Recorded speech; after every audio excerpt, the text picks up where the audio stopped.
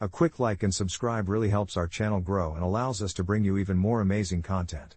Thank you for your support. They say that family gatherings can bring out the best and worst in people, but I didn't realize just how deep the wound could cut until that Saturday evening at my cousin's house. It started innocently enough. The aroma of baked lasagna wafted through the air, mingling with laughter and the clinking of wine glasses. Family members gathered around, catching up, reminiscing, and sharing stories from the past, and I had joined in, feeling that familiar blend of comfort and anxiety. You see, I was always the sensitive one in the family, overly emotional, easily offended, so as I sat there, listening to tales of my cousin Lucy's recent engagements and her plans for marriage, my heart felt lighter amidst the cheerful banter. But then, in a twist I didn't see coming, Lucy, in her exuberance, turned the spotlight onto me. "What about you, Jenna? Still single? I mean, at your age?" She trailed off, a smirk forming at the corners of her mouth, while a few chuckles erupted around the table. In that moment, a familiar pang of humiliation rushed through me, clashing against the happiness around me like a sudden summer storm. I had always tried to take the high road, to brush off the barbs and the subtle criticisms, but this time, a suffocating heat surged through me, igniting a fire I hadn't anticipated. While everyone laughed, I felt the weight of my solitude pressing down hard on my chest. I noticed my mother's eyes dart towards me, filled with concern, but Lucy continued her teasing, commenting on how you can't be too picky as if my worth was reduced to my marital status. I smiled weakly, nodding along, but internally, I was anything but jovial. As the laughter settled, I decided to excuse myself, perhaps a walk would clear my head. I slipped into the kitchen, where the centerpiece of the gathering awaited, a stunning, beautifully decorated vanilla cake adorned with fresh fruit. It had always been a family favorite, and as its fragrant sweetness enveloped me, I felt the anger bubbling just below the surface. I didn't know what came over me, but suddenly the idea of taking that cake felt like a rebellious act against the emotional daggers lodged in my heart. In a moment of impulse, I cut a generous slice, placed it on a plate, and with my resolve set, I headed for the door. The cool evening air hit my face as I wrapped my cardigan around me tightly, trying to physically hold in the swirl of emotions that threatened to spill over. I drove home in a daze, the cake still resting in my passenger seat, and the weight of my actions began to settle in the pit of my stomach. Was I really so petty to leave a family gathering with what was supposed to be a shared joy, all because of a hurtful remark? By the time I reached home, I was engulfed by confusion and guilt. As the sun dipped below the horizon and shadows danced across my living room, I dropped the plate onto the coffee table, staring at the perfectly frosted slice as if it were an artifact of my latest emotional breakdown.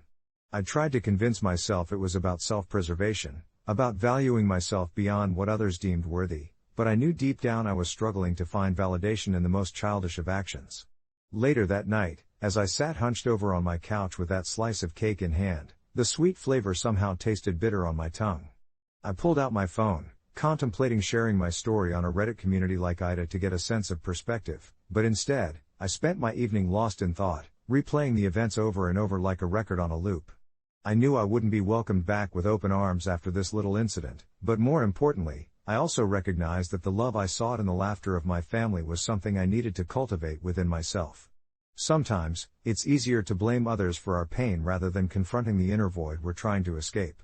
Days later, I volunteered to host the next gathering. It was time to face my fears, and yes, offer an apology, not for taking the cake, but for reacting the way I did. As I whipped up a new dessert, a bounty of chocolate truffle cake, I decided I would address the elephant in the room with a smile. Upon entering the room that day, I felt my heart race, and as I looked into the familiar faces of my family, I took a deep breath, ready to reclaim not just a slice of cake, but a piece of my happiness. And if that meant setting boundaries and communicating my feelings, then so be it. After all, sometimes family gatherings call for more than just good food, they demand a little honesty. As I stood at the entrance, cake box cradled in my arms, a slight wave of apprehension washed over me. I could already hear the laughter and familiar voices, each echo stirring a blend of nostalgia and dread. Family gatherings had never been easy for me, especially after last year's disastrous Christmas dinner, where playful jabs turned into a full-blown roast of my life choices. I'd left that evening with my pride bruised and my spirits deflated, clinging to the memory of my half-eaten slice of pumpkin pie as if it were a lifeline.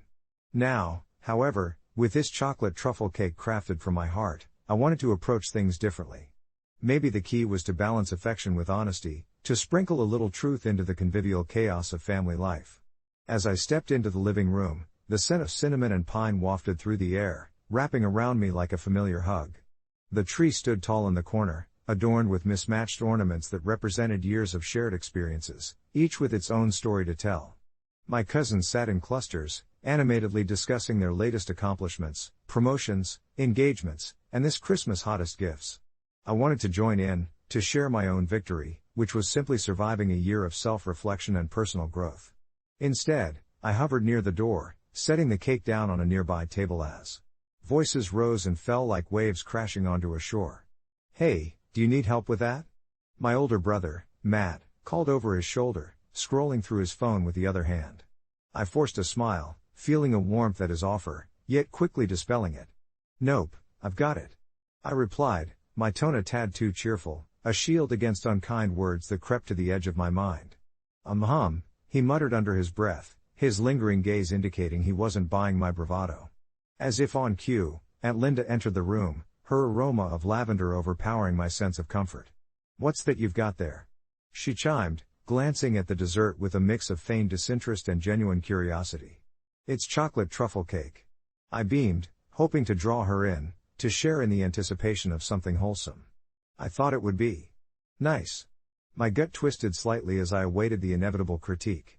"Sure enough," she smirked, her eyes narrowing in amusement. "Another dessert attempt, huh? I don't know why you keep trying. Maybe aim for something more simple next time?" A little knot formed in my stomach. I had prepared mentally for this. A volley of comments targeting my culinary skills had become a family tradition. However, her words tumbled over one another, forming a barrier between my excitement and her dismissive tone. I thought everyone might enjoy it," I said, my voice faltering, feeling the heat of embarrassment creeping up my neck. "Of course, we want to enjoy it, like the time you tried to bake those gourmet brownies. You remember how that went, right?" The laughter that followed her words sliced through the room, red-hot embarrassment igniting the feelings I'd buried deep. The warmth I had felt upon entering evaporated in an instant, replaced by that familiar sting of hurt. I gathered my resolve, the year's worth of healing impulses swirling in my mind. With the cake box in one hand and my heart thundering in my chest, I made the decision to step back from the farce. The words I'd been rehearsing all week danced on the edge of my tongue, waiting to be spoken. "You know, I thought gatherings like this were supposed to be a moment of joy, a time to lift each other up instead of tearing one another down." The room fell silent, my voice trembled against the weight of the gathered family. "I'm tired of feeling like my efforts are just fodder for jokes." Staring into the faces of my family, a mixture of surprise and discomfort washed over them. I took a breath. "It's okay to joke around, but let's keep it kind. I bring things here because I want to share my joy, not to be an easy target." The cake was my emotional anchor, a creation that represented the energy and thought I poured into every layer, and as I held it firmly, I began to feel the walls of isolation slowly crumble. A heavy pause filled the air, then one of my cousins, Hannah, stood up. "You're right. Honestly, we're all just so wrapped up in our own little lives. Sometimes that we don't realize how our words impact others." Her honesty served as a reminder that beneath the laughter, we were all human, wrestling with our insecurities. As she spoke, I noticed the softening in their expressions, a newfound awareness glinting in their eyes. Aunt Linda swallowed hard, her expression shifting from smugness to contemplation. "I'm sorry," she said, her voice surprisingly gentle. "I didn't mean to hurt your feelings. I'm proud of you for trying something new." The corners of my mouth lifted slightly as I observed the shift unfolding. Emily, another cousin, chimed in next. "Yeah, let's put a stop to old traditions that make someone feel less than. How about we try a slice together?" With that simple gesture, I felt the tension dissipate. As I retrieved my cake, my heart began to heal, the forks gleaming beneath the light like beacons of hope for new beginnings. In that moment, I realized reclaiming my happiness wasn't just about addressing the hurt, it was about reminding them of the strength found in honesty and vulnerability. As the first slice was served and laughter resumed, I felt like I was finally leaving behind the shadow of last year's self-doubt, replacing it with the light of acceptance and love. Weeks later, I'm scrolling aimlessly through my phone when I notice a text from Matt. "Hey, Mom says your cake's a hit. You should bring it to the next get-together, too." I chuckled quietly, tapping on the screen to respond. "Will do. And this time, I might just bake something with vegetables." His reply came instantly, "As long as it's not another gourmet disaster." The laughter I shared with my family that night still echoed in my heart, an ongoing reminder that vulnerability opens doors, nudging us all to grow together, cake in hand. As I sat with my phone in hand, memories of that evening flooded back, carrying with them an assortment of flavors, scents, and sentiments. I could still taste that rich chocolate truffle cake, its smooth texture melting away as I shared it with my family, and the way the subtle sweetness of laughter filled the air just as much as the dessert. The incident had unlocked something deeper within our family dynamic, particularly between myself and my siblings, who had, more often than not, let the familiar warmth of gathering slip into passive-aggressive banter or awkward silences over the years. I found myself reflecting on how, for so long, I had worn my feelings like armor, believing that silence would shield me from judgment. Yet, the night I took my cake and my voice to that gathering felt like shedding an old skin, the uncomfortable weight of unresolved tension replaced by unexpected revelations. Everyone had their share of struggles, insecurities, and misunderstandings. Even my brother Matt, who always seemed to flit through social interactions with a devil-may-care attitude, had approached me afterward with more sincerity than I had anticipated, apologizing for teasing me. Over the years.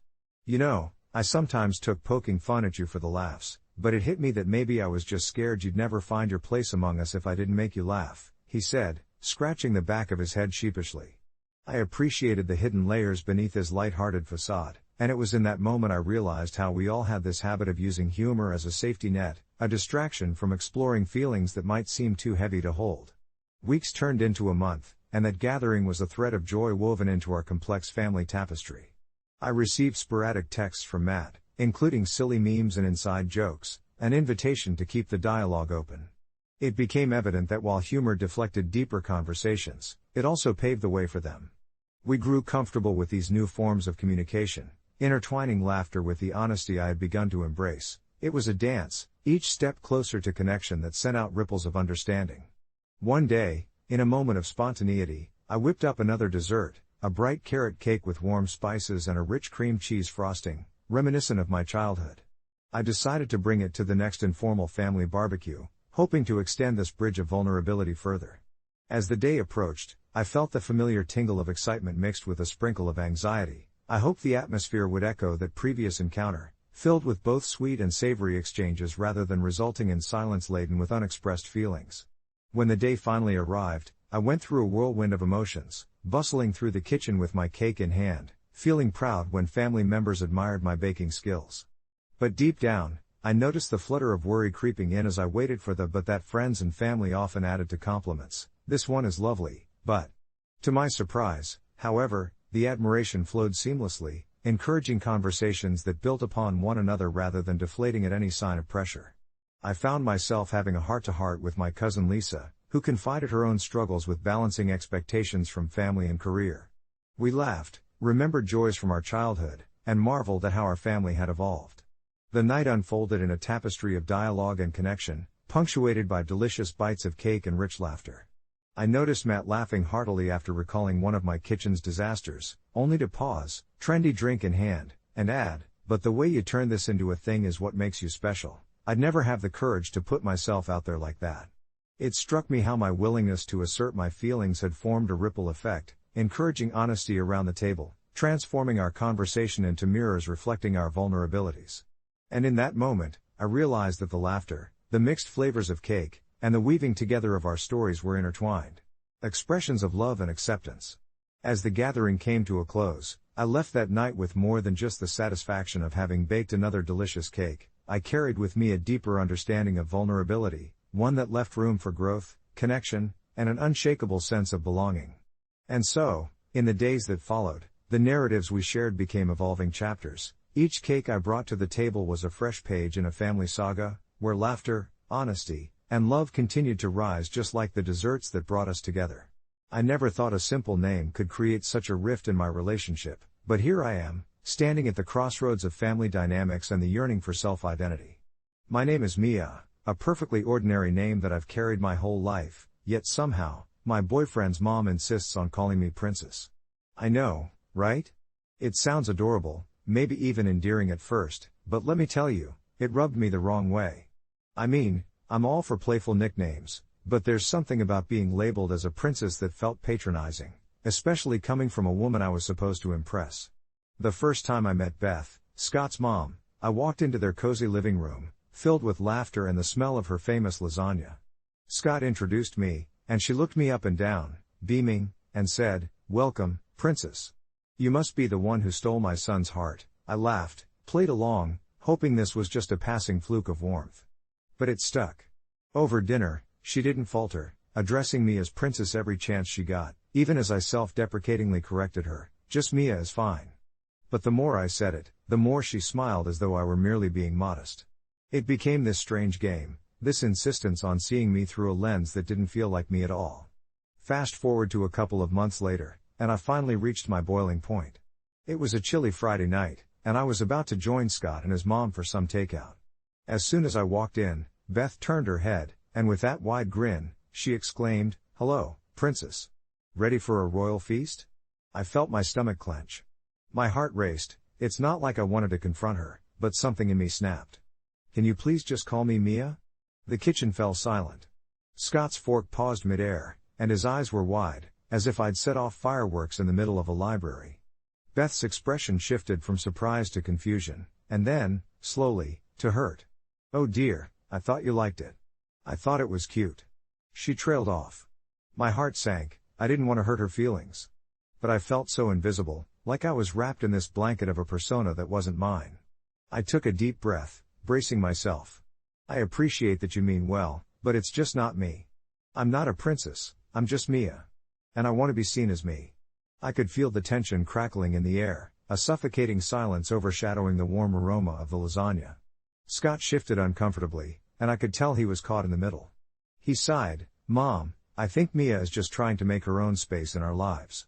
The moment hung heavy between us until finally, after what felt like an eternity, Beth let out a gentle sigh. "I'm sorry, dear. I didn't mean to make you uncomfortable. I'll call you Mia from now on." Relief washed over me, but then guilt sank in. Was I too harsh?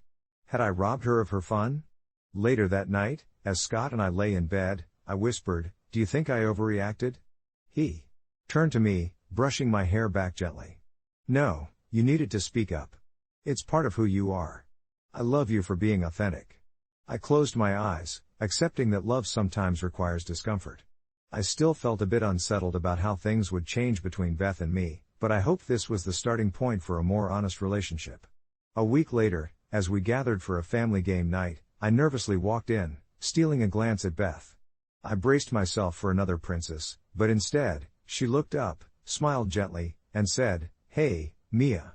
Ready to kick some butt at Uno?" I smiled, feeling a surge of warmth. Maybe this was the bridge we needed in a relationship that could thrive on authenticity.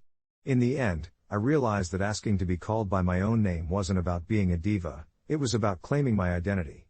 As I slipped into the familiar rhythm of laughter and light-hearted banter, I understood that sometimes, standing firm is what allows us to grow closer. In that moment, surrounded by the colorful cards and the comfortable smell of popcorn floating through the air, I felt a surprising sense of relief wash over me. Sure, there was an awkwardness that still lingered from my last confrontation with Beth, the way her face had hardened, if only for a moment, when I first brought up the whole Princess Mia situation, but now that felt like a small bump in the road compared to the joy of playing with my boyfriend, Jake, and his mom. As we began our game, I could feel the tension ease, replaced by the playful competition that made family game nights both charming and exasperating in equal measure.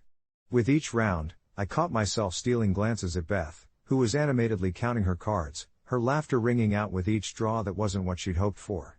I marveled at how her jovial nature seemed to melt any lingering awkwardness I had been carrying. "How about a little wager?" I suggested, half joking, as I threw down a wild card and let the red skip across the table. "Loser does the dishes." Beth raised an eyebrow, the competitive spark igniting in her eyes. "You're on, girl." The energy fizzed between us as we rallied to see who'd end the night victorious, whether it was my careful strategy or Beth's exuberance that took the win. I forgot momentarily about the years and expectations that often hung uncomfortably between us. Yet, still, the question of my identity lingered in the back of my mind. I thought back to that uneasy conversation in the kitchen just a week ago, where I had hesitated, yet ultimately decided to stand up for myself. I'd never wanted to be confrontational, but being called princess felt like I was being funneled into a box that didn't fit. As much as I appreciated all the love Beth had poured into making Jake into the wonderful person he was, I was my own person, and that deserved to be recognized. As the night wore on, something seemed to shift in Beth's demeanor too. She started to share more stories about Jake's childhood, how he'd once spent a summer building a treehouse in their backyard and how he had stubbornly insisted on decorating it with stars and a neon green paint that he'd picked himself. Hearing these anecdotes not only brought me closer to Jake, they lured me into Beth's world, deepening our connection. After a few rounds, Beth laid her cards down with a flourish and looked straight at me, determination etched across her face. "All right, Mia," she began, the tender lilt of her voice interrupting my thoughts, "I think we need to have a real talk." My heart sank a little. Had I overstepped after all? Was it too soon? "Let's do it," I replied, summoning my courage. She smiled again, but this time there was a vulnerability beneath the surface. "I know I can be a bit old-fashioned, and Princess was just how I thought I was connecting with you. I truly care about you, so I'm sorry if it's made you feel uncomfortable." The words hung in the air, and in that charged silence, I realized we were both learning in that moment. "I appreciate that, Beth," I said, feeling a swell of warmth toward her. "I really do value our relationship. I just want you to know the real me, Mia, who's not just Jake's girlfriend but someone you can let into your heart, too." Her eyes softened as she nodded, and a new understanding blossomed between us. "Then let's figure that out. Call me whatever you want, just as long as it sounds like we're a family, growing together." I've often noticed how the most awkward moments in life can blossom into the most beautiful connections if we allow ourselves to address them with honesty. As the evening came to a close and we both recognized the earlier tension had melted away, I couldn't help but reflect on how freeing it felt to claim my identity not just in front of Beth but also for myself. Later that evening, as I headed to the door, Jake wrapped his arm around my shoulder. "I saw that," he said with a teasing grin, "the way you two were just vibing. I'm so proud of you." I squeezed his hand, and the warmth of the night lingered in my heart. "Thanks, Jake. I think we're getting somewhere." Even as I walked away from the house, I understood that family dynamics could be messy, they could get bruised but also healed in ways I never anticipated, sometimes just by the act of speaking your truth. As I walked down the familiar path leading to Jake's car, my heart beat with a mix of excitement and anxiety. The stars twinkled in the cool night sky, each one a little affirmation of the night's progress. "You know," I said, breaking the silence as Jake opened the door for me, "I didn't realize how important that moment with Beth was until it happened." He settled into the driver's seat, glancing at me with curious eyes, his fingers tapping lightly against the steering wheel. "What do you mean?" I leaned back, trying to articulate the storm of emotions swirling inside me. "It's not just about her calling me Mia," I continued, hesitating just enough that I could capture the weight of my words. "It's about being seen. I've felt like a ghost in this relationship with her, like I'm just Jake's girlfriend, you know?" Jake nodded slowly, his expression softening. "I get it. You're more than just that title." The way he said it made my heart flutter, and for once, I felt relieved rather than anxious. "Yeah, and it made me realize, if I don't speak up for my identity, who will? I want her to know me as I am, not as she wishes I'd be." The drive felt like a blur, a soothing rhythm of tires on pavement, but my mind raced with thoughts about what lay ahead. Would Beth continue to call me Mia? Would she embrace this side of me that I was beginning to embrace myself? I tried to play it all out in my head, planning for every possible outcome, but each time I spiraled down a potential avenue, I tugged my thoughts back to the moment we had shared over Uno.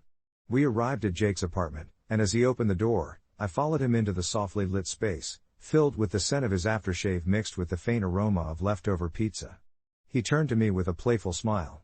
"Want to play a round of something? Or maybe just talk about your epic Uno strategy?" I laughed, letting the humor cut through the lingering tension. "Let's save the games for tomorrow, but I could definitely use a little unpacking of feelings tonight." I flopped onto the couch, feeling like with each word, I was unzipping a hidden compartment within myself. As the night stretched on, we talked about everything, about my work, my dreams, and of course, Jake's mom, and I could feel every layer of that emotional wall I'd built starting to dissolve.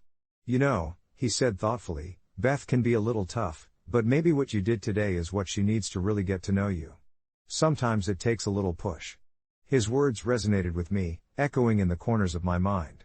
I thought back to all the family dinners where I felt some version of myself being misplaced. But speaking up had planted a seed. Maybe, just maybe, Standing my ground would help both me and Beth grow closer as a family. Maybe I'll bake her some muffins or something the next time I see her, I mused out loud. Something safe and comforting, like a peace offering, Jake chuckled softly, the sound warm and friendly, like a cozy blanket wrapping around my worries. You'd bake? I must record this monumental occasion. I rolled my eyes, but the laughter that bubbled to the surface felt genuine, washing over the remnants of yesterday's uncertainty. By the time we settled in, I felt a sense of calm enveloping me. The evening had turned out to be more than just a game, it was an invitation to foster understanding and acceptance. As we talked and laughed late into the night, I realized I was finally shaping the narrative of who I was, actively weaving my identity into the fabric of relationships that meant the most to me. Whether it was with Jake, Beth, or even myself, I was starting to own my story. As sleep pulled me away, I closed my eyes thinking of the possibilities and the small steps ahead. Who knew that a name could open so many doors? For now, I felt peace, accompanied by the gentle heartbeat of a new chapter just beginning. It was a quiet Saturday morning when the email arrived, its subject line gleaming like a neon sign in my inbox, birthday party invite. My heart sank slightly, not because the party itself was unwelcome, but for the title attached to it, Ava's 10th birthday bash. You see, Ava, my only daughter, had been living with her mother since our bitter divorce 2 years earlier, a divorce that had taught me both the depths of heartbreak and the importance of fighting for what is right. We had agreed on shared custody and tried our best to keep things cordial for her sake, but time had dulled the edges of our cooperation. Excitement mixed with unease brewed in my chest as I opened the email. In it, Ava's mother, Sarah, had laid out the details of the party she was throwing at her new boyfriend's house, complete with a rented bouncy castle and a promise of cupcakes that were to die for. I smiled at the thought of my daughter laughing with her friends, but the invitation felt like a bitter reminder of the distance that now existed between us. I hadn't been included in the planning, had no input on who was invited, or, more importantly, whether I would be invited to join the festivities. Memories of exchanges between us about joint decisions flooded my mind, laced with that familiar bitterness. I remembered that time we argued fiercely about what to tell Ava during family discussions, how quickly we'd gone from discussing her future to fights over holiday weekends. I took a deep breath, letting the air settle before replying. Dear Sarah, I typed, thank you for the invitation. However, I frankly feel conflicted about taking Ava to her party. I paused and blinked at the screen, wondering if I was overthinking this, my finger hovering above the send button. Would I be the asshole for refusing? Would I be denying my daughter joy? After some deliberation, I hit send, feeling both a thrill of liberation and a hint of regret. In a matter of hours, Sarah replied, her words sharp and dismissive. You're being ridiculous, Matt. Ava needs to see both her parents celebrating her birthday. You can't keep trying to be a martyr. Her words struck like an arrow, and I fired back an equally heated response, caught in that deteriorating cycle of miscommunication where nothing ever seemed to get resolved. The conflict pushed me into an emotional spiral as I questioned my role in Ava's life. I could hear her laughter over the phone on weekends we spent together, see the delight in her eyes during our shared trips to the park and the thrill of watching movies on lazy afternoons. I wanted to fight for that connection without it feeling like a battlefield, yet Sarah's reluctance to compromise left me feeling vulnerable and unsure. Days passed without further correspondence, and my anxiety turned into a persistent ache in my chest. Each moment spent in silence echoed louder than the last, leaving me haunted by thoughts of Ava blowing out her candles without me there to cheer her on. The night before the party, I lay in bed, wrestling with my choices. My mind raced back to those fleeting moments of happiness we once shared, grasping for a glimmer of hope. I recalled our annual rituals, how we made her birthday a grand occasion, replete with silly games and heartfelt surprises. I longed for us to return to that simple joy, the laughter shared between family, but reality painted a different picture, one of estranged relationships and unspoken grievances. In the early hours of the morning, I finally decided to call Sarah, feeling resolute. I dialed her number, the sound of it ringing echoing like a drumming heartbeat. Hey, she answered, her voice clipped and guarded. I know it's early, but can we talk? I asked, choosing my words with caution. Her sigh broke the silence, a long-held breath released into the phone. We exchanged our feelings, our resentments, an emotional tug-of-war of apologies and accusations, laying bare the path that had led us down this difficult road. After what felt like an eternity of talking, I reached a tranquil point of acceptance. I want Ava to be happy, I finally said.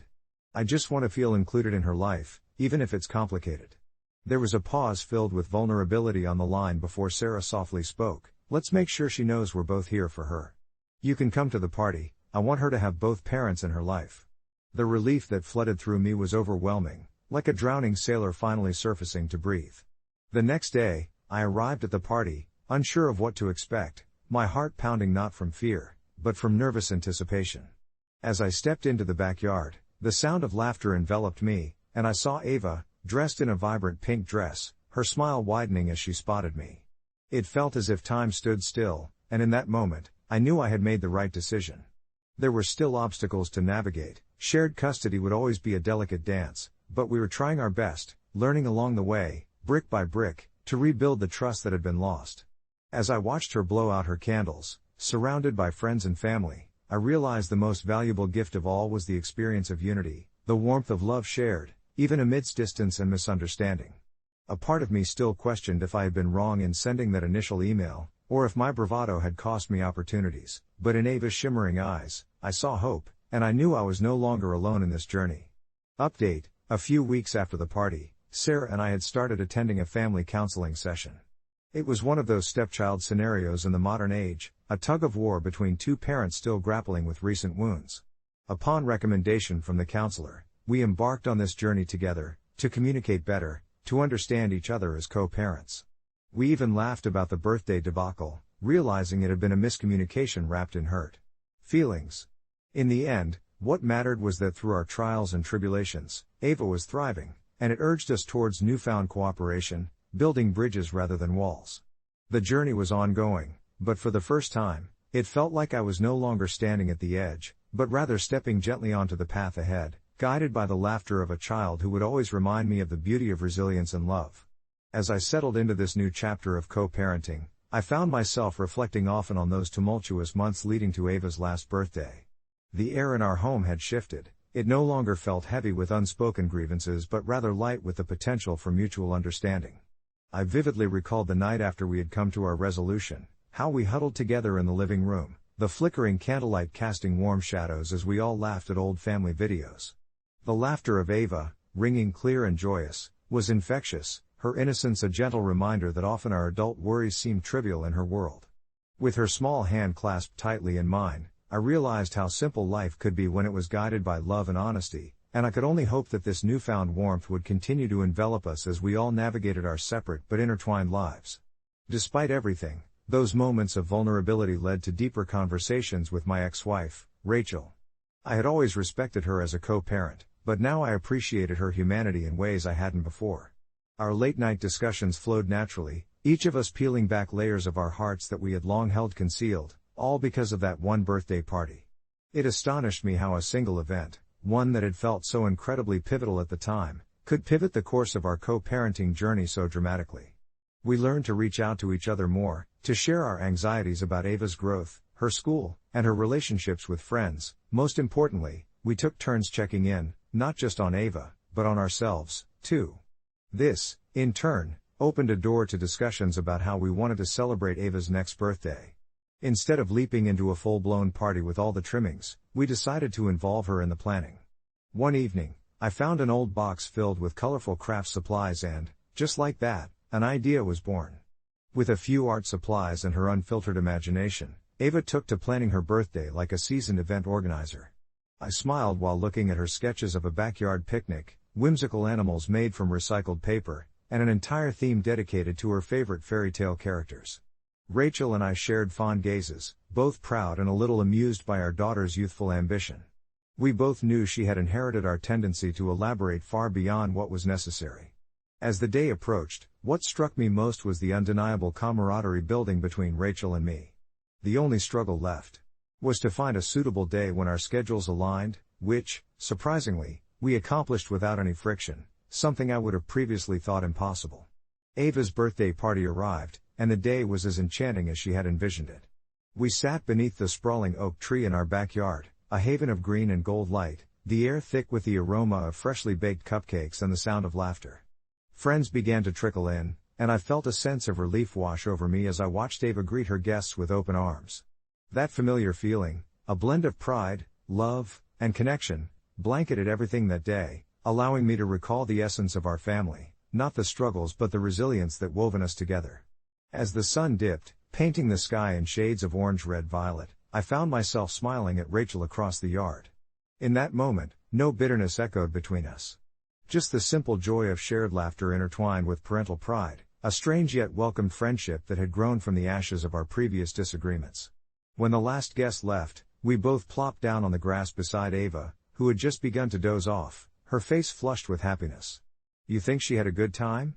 Rachel asked, her voice a soft murmur punctuated by the leaves whispering overhead.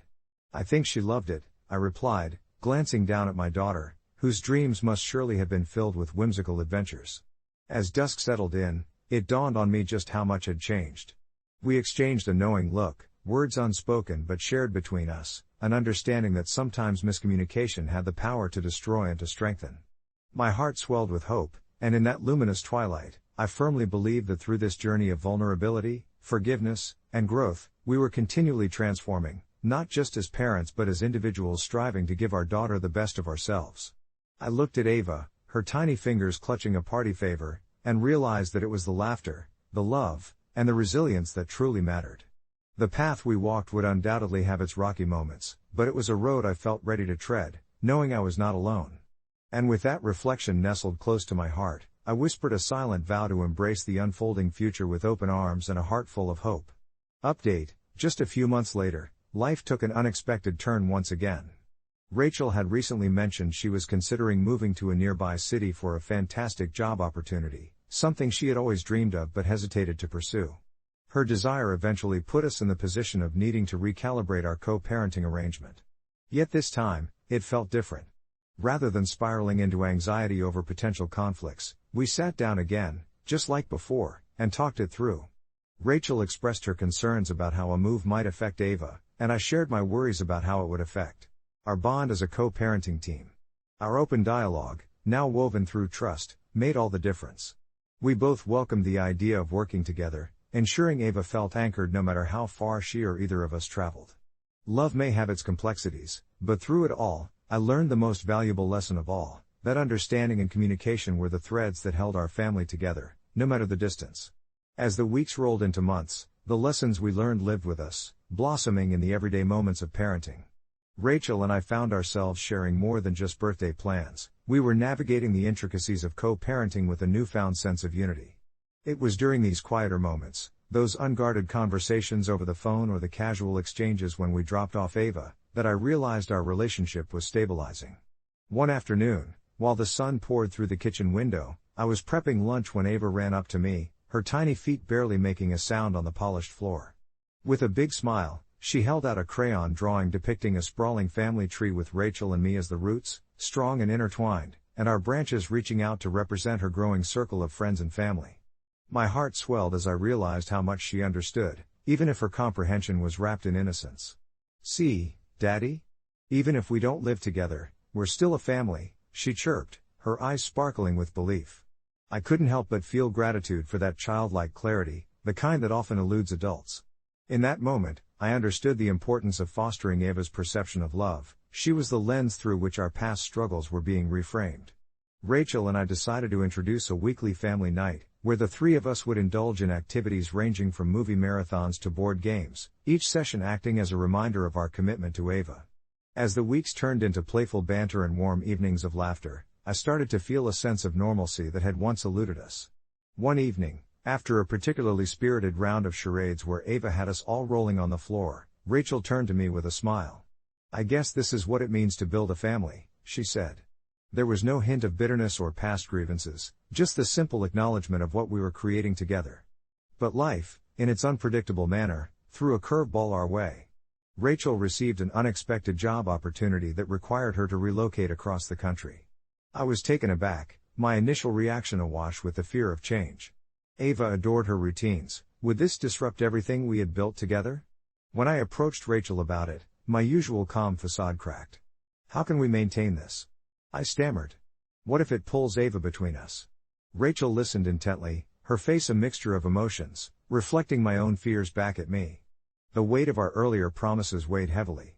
On us both, I could see the reality of her move grappling with our newfound understanding.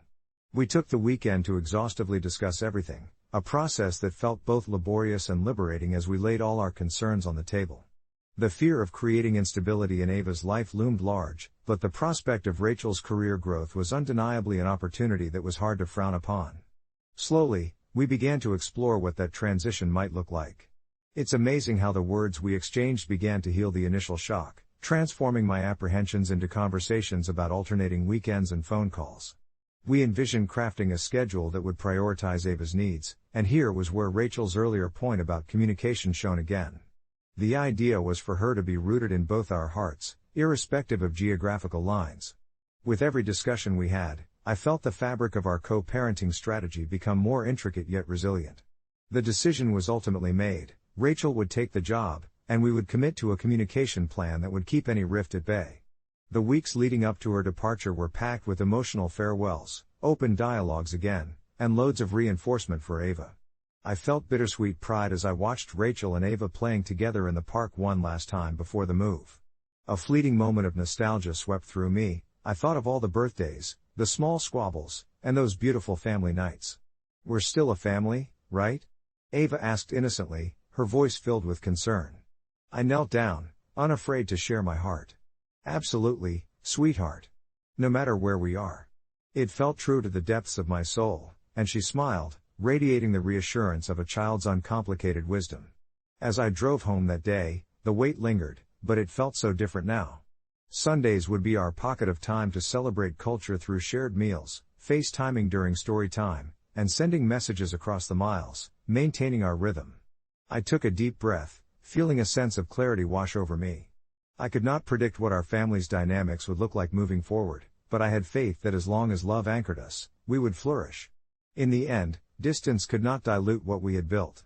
Through all the anxieties and adjustments, I knew that understanding, grace, and persistent love would knit us together, no matter the miles apart. After all, family is less about physical proximity and more about the bonds we choose to nurture with each other, and as I lay down that night, I felt grateful for the tangled, beautiful journey we were embarking upon together, knowing that Ava would always be our guiding star, reminding us of the resilience that love inspired. The sun was dipping below the horizon as I sat on my porch, a cup of chamomile tea warming my hands and the gentle rustle of leaves filling the quiet air. It was one of those evenings when the world felt still, a perfect backdrop for the thoughts swirling in my mind about my sister, Kathy, and her unusual fixation on her new child. She had been so ecstatic when she announced her pregnancy, and even now, weeks after little Milo's birth, the whole family was under the spell of this newborn. Everyone, it seemed, except me. As I sipped my tea, I couldn't shake the feeling that something was off, not with Milo, but with the way Kathy was treating him. The moment I stepped into her house for the first time post-delivery, I was hit with a wave of bizarrely exaggerated decor dedicated to him. Photos plastered across the walls, his name in neon lights above a crib that seemed more like a museum piece than a place for sleeping. It felt less like celebrating a life and more like a personal art installation from Kathy that demanded to reclaim the attention she had always been dependent on.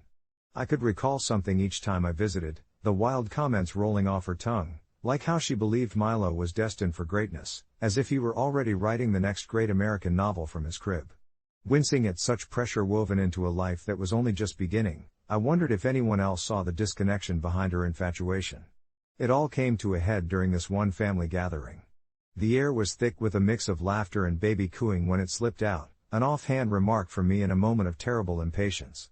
I had meant it lightly, but the words spiraled beyond my control. Kathy, I know you love him, but I don't think a plastic doll counts as a real baby. Her face had drained of color, and the entire room went silent, eyes darting back and forth between us. I could hardly breathe, the shocking realization of what I had said crashing over me like a wave, and suddenly I was the villain in everyone's tale. Kathy's hands trembled as she held Milo close to her, a line of protectiveness flaring to life. I watched her posture close in, her expression blackening like a storm cloud. What do you mean, a doll? He's my baby. She retorted, her voice sharp yet fragile, as if the words were made of glass. I stammered a half-hearted apology, fumbling with my thoughts in the face of her hurt. Part of me felt guilty for not taking her obsession seriously, but another part boiled with frustration. I loved her, and I wanted her to step back from this illusion, this almost delusional state she had created around motherhood, a base trust built on the genuine nurturing that true parenting demanded. Over the next couple of weeks, my life became a tangle of texts from family members asking if I was okay, trying to convince me to apologize profusely, or shaming me for my insensitive comment. Meanwhile, Kathy retreated into herself, avoiding me during family dinners, which just made the entire situation more awkward. I couldn't help but feel a swell of loneliness, like a haze settling over me. I kept fixing our broken relationship in my mind, pondering how I could ease her back to reality without jeopardizing our bond. Finally, in a moment of clarity amidst the fog of my anxieties, I sat down with a pen and paper. I wrote Kathy a letter, pouring out my heart in the way I couldn't face her directly. I told her I saw the mother in her, the love she poured into her baby, but that I worried she was losing the chance to be present in Milo's life by creating a world that felt unreal. A few days later, she responded. The letter was heartfelt, thick with emotion, but she'd woven in threads of defensiveness, describing how she felt so much pressure as a new mother to get everything right. I understood then that she wasn't just immersed in an illusion for my sake but for herself, a desperate attempt to claim identity in a role that felt immense and overwhelming. We met afterward at the park, the crisp air bringing fresh hope as I walked alongside her, both of us with our insecurities and tenderness laid bare. I promised to support her, to be there through the chaos and sleepless nights, and as we laughed at the ridiculousness of plastic dolls in the middle of our shared parental journey, I felt the aching distance begin to disappear, with the first baby steps toward reconciliation. So, was I the asshole? I asked her gently, needing to know if I had crossed a line too far. She shook her head, her lips curling upwards into a soft smile. No, just a blunt sister who cares too much. In that moment, the weight I had carried began to lift, crafting an opening through which trust and love could flow again.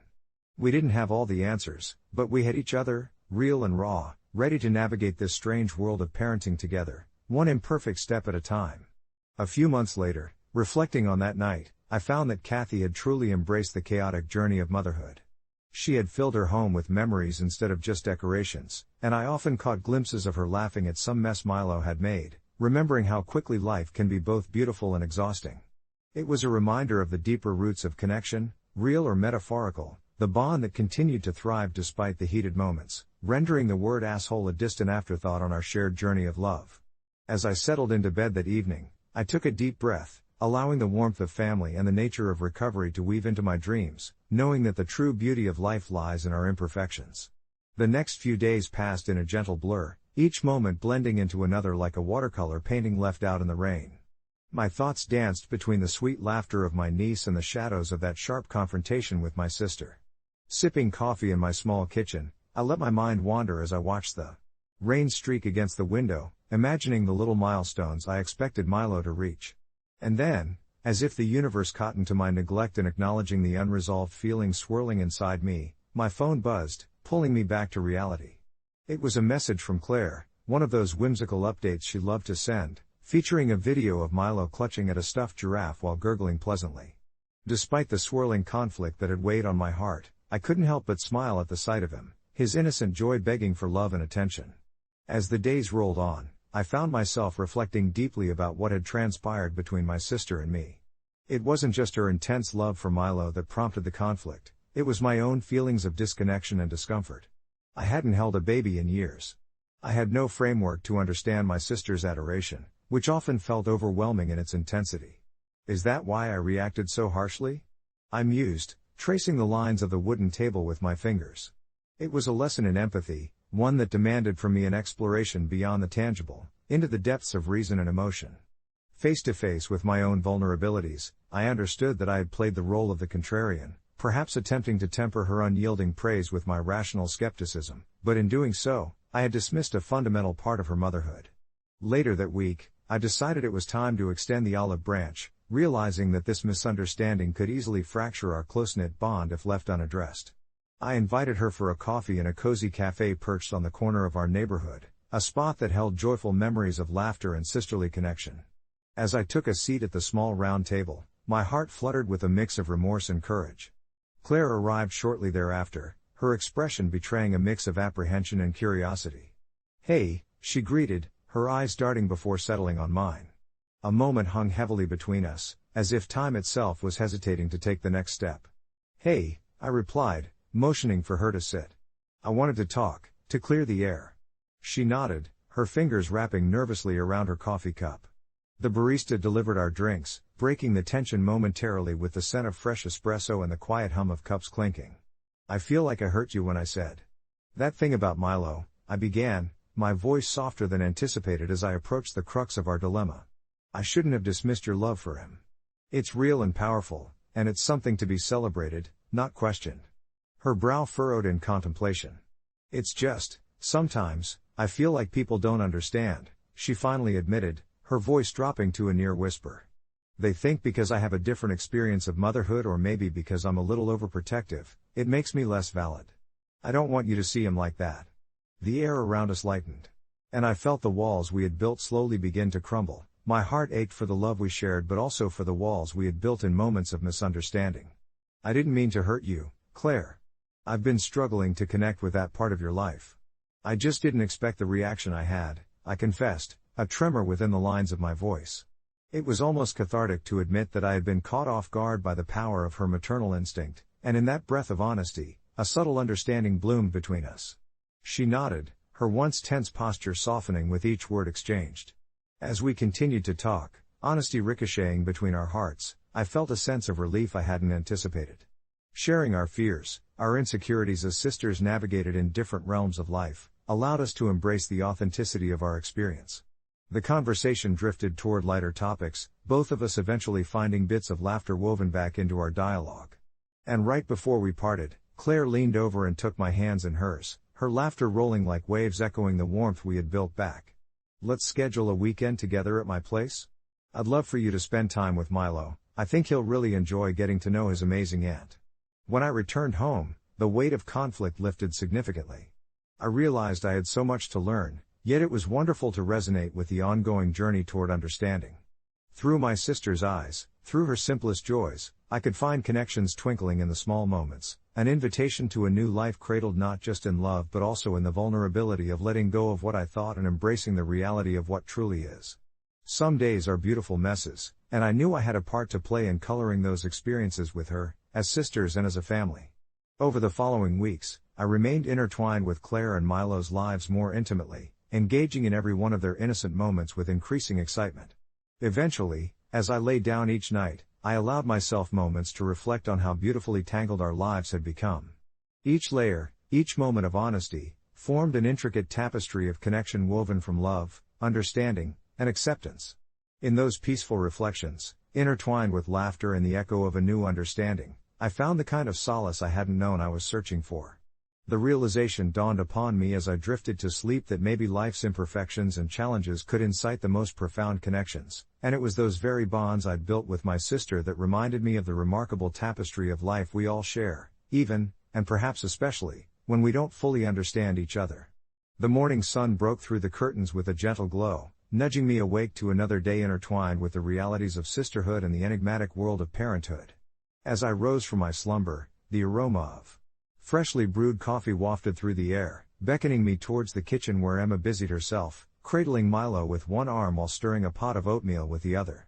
The sight was almost cinematic, a perfect blend of chaos and tenderness that defined her new life.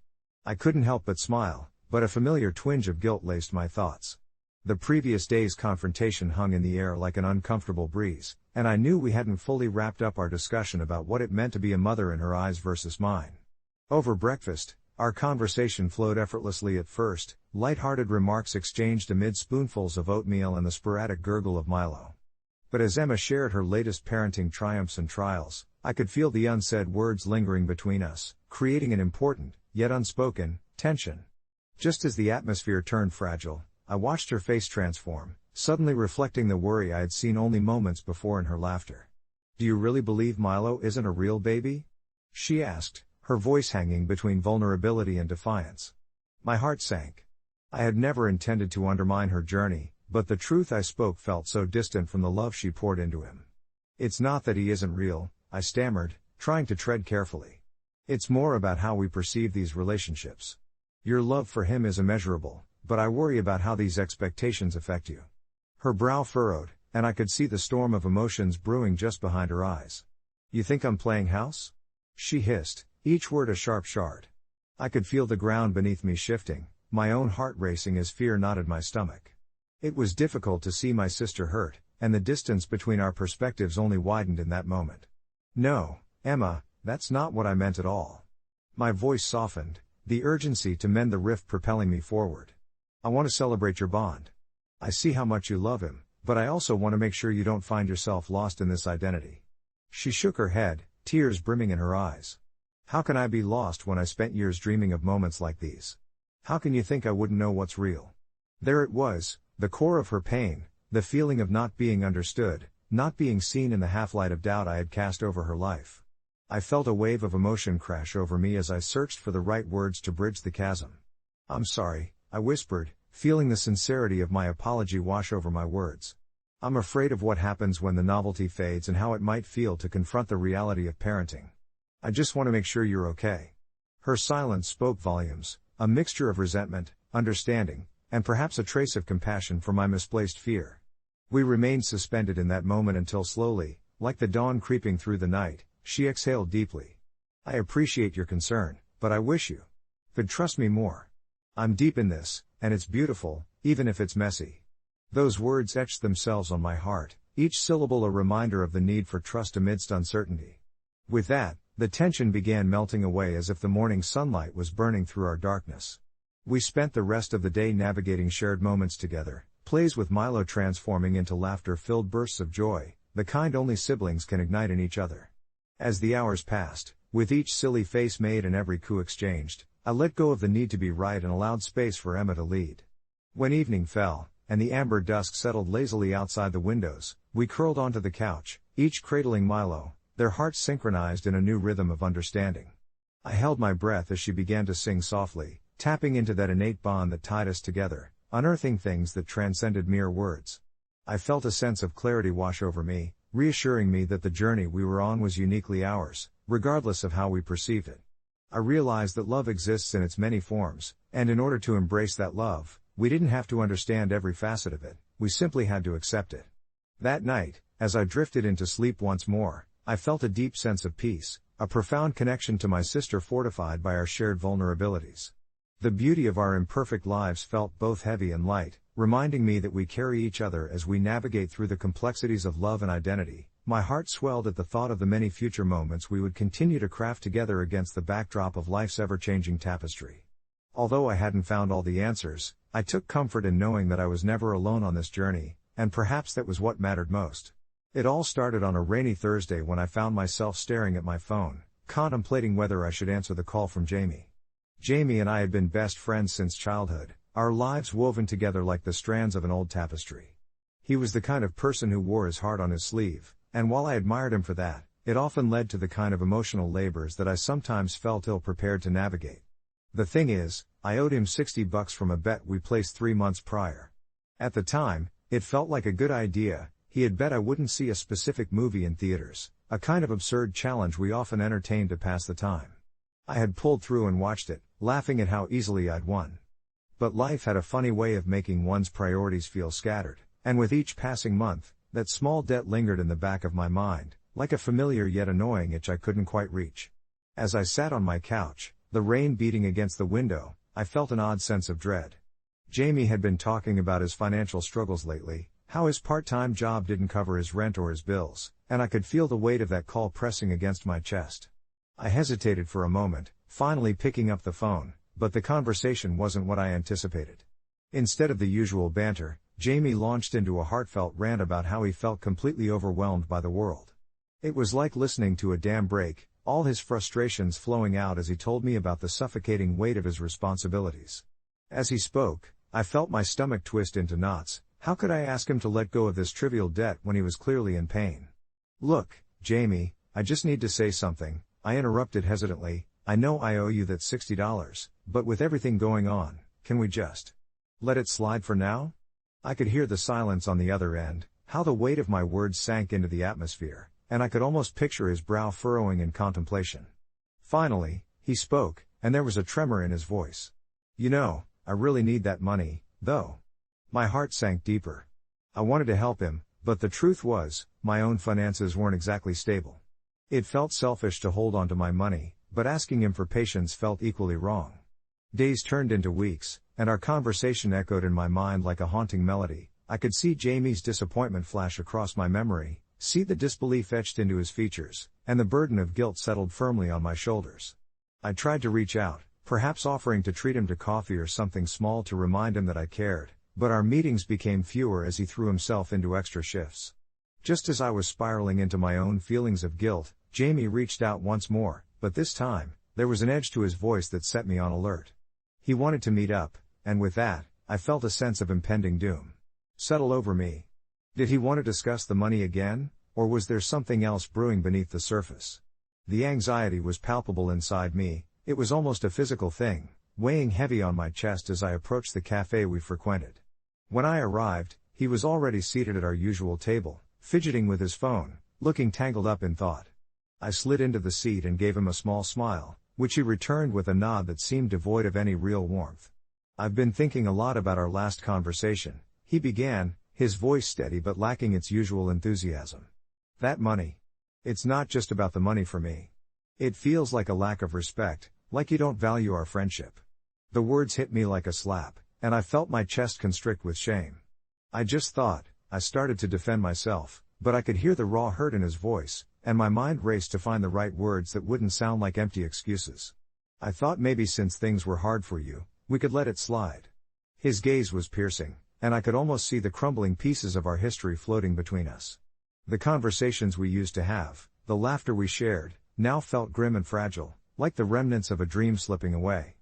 "But it's not just about the money, it's the principle," he pressed, emotion layered in each word. I could sense the anger rising, and a part of me wanted to retreat, but I owed it to both of us to engage. "Jamie, it's not that I don't care or value you. I'm trying to navigate my own life too. What if I'm struggling in my own way, just like you?" The moment hung heavy, and for the first time, I saw the cracks in his armor begin to show. "I didn't realize you felt that way," he admitted, his voice low, the fight momentum suddenly dulled. I could see the realization wash over him, just as much as it flooded me. Perhaps I wasn't the only one struggling with insecurities masked as arrogance. In the days that followed, we both took a step back, breathing in the unease of our friendship and beginning to stitch it back together with more understanding. I did pay him back the $60. I realized that money was only one part of the equation. What mattered more was the open dialogue we finally had, the clarity that settled between us, allowing both our vulnerabilities to emerge. This experience transformed our friendship. It was no longer about the money but about feeling seen and valued. An update in my mind now gleefully whispered to me, I learned that competitions between friends can lead to both friction and an unexpected depth in connection. Looking back, that seemingly trivial debt acted like a guidepost, leading me to confront not just my financial responsibilities, but my emotional ones too. It became a lesson in empathy and respect, a reminder that true friendship treasures open-hearted conversations over mere transactions. And those rainy Thursdays? They aren't so dreary anymore, as they've become reminders of our renewed bond, strengthened through vulnerability, reminding me every day that sometimes, it's worth diving deeper to find the light. As I settled into my routine, the mundanity of each rainy Thursday transformed into a ritual of sorts. Each week, I would sit on my porch, a steaming cup of coffee in hand, as the rain drizzled on the roof above, creating a comforting soundtrack of muted rain patters and distant thunder rumbles. The street, with its slick, glistening pavement, took on a different hue. Each drop of water seemed to wash away not just the grime of the day but also the tension that had once hovered between James and me. I would think back to that moment when I looked him in the eyes and saw the hurt festering beneath the surface, beneath our laughter and easy banter, like an unresolved question lurking in the shadows. It was in this quiet space of reflection that I learned the importance of humility and accountability, both to myself and to those closest to me. I never forgot that debt, the $60 that, at one point, felt insurmountable, almost like a millstone around my neck. Yet that very symbol of conflict became a mirror, prompting a deeper inquiry into how I navigated my relationships. James and I began to spend more time together, engaging in long talks that seemed endless under the canopy of evening stars or the dim, warm glow of a dimmed living room.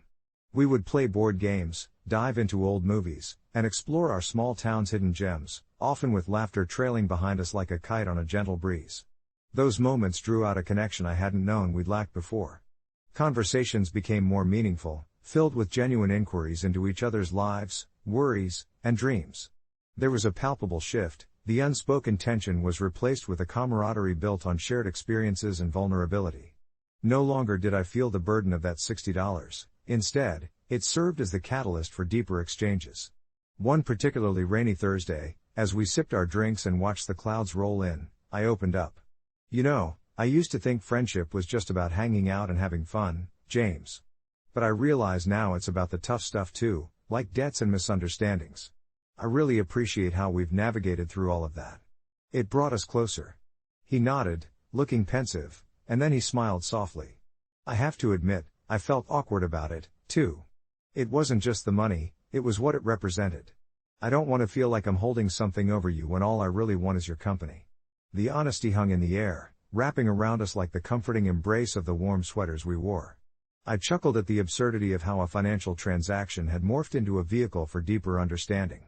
James reached for his phone, and with a twinkle in his eye, he pulled up a meme that perfectly encapsulated our journey, and we erupted into laughter, once again transported to a place where our bond felt effortless.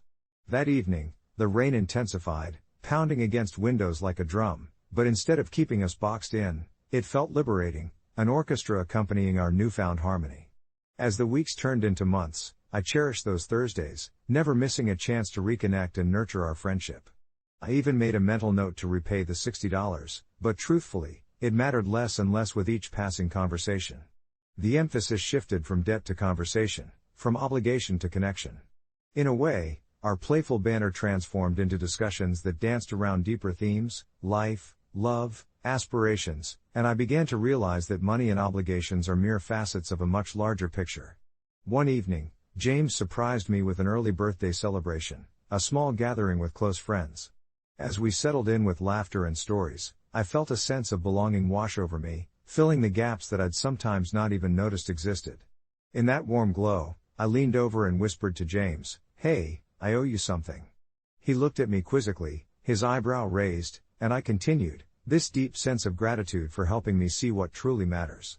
He just chuckled and nudged me playfully, a silent acknowledgement of our journey together.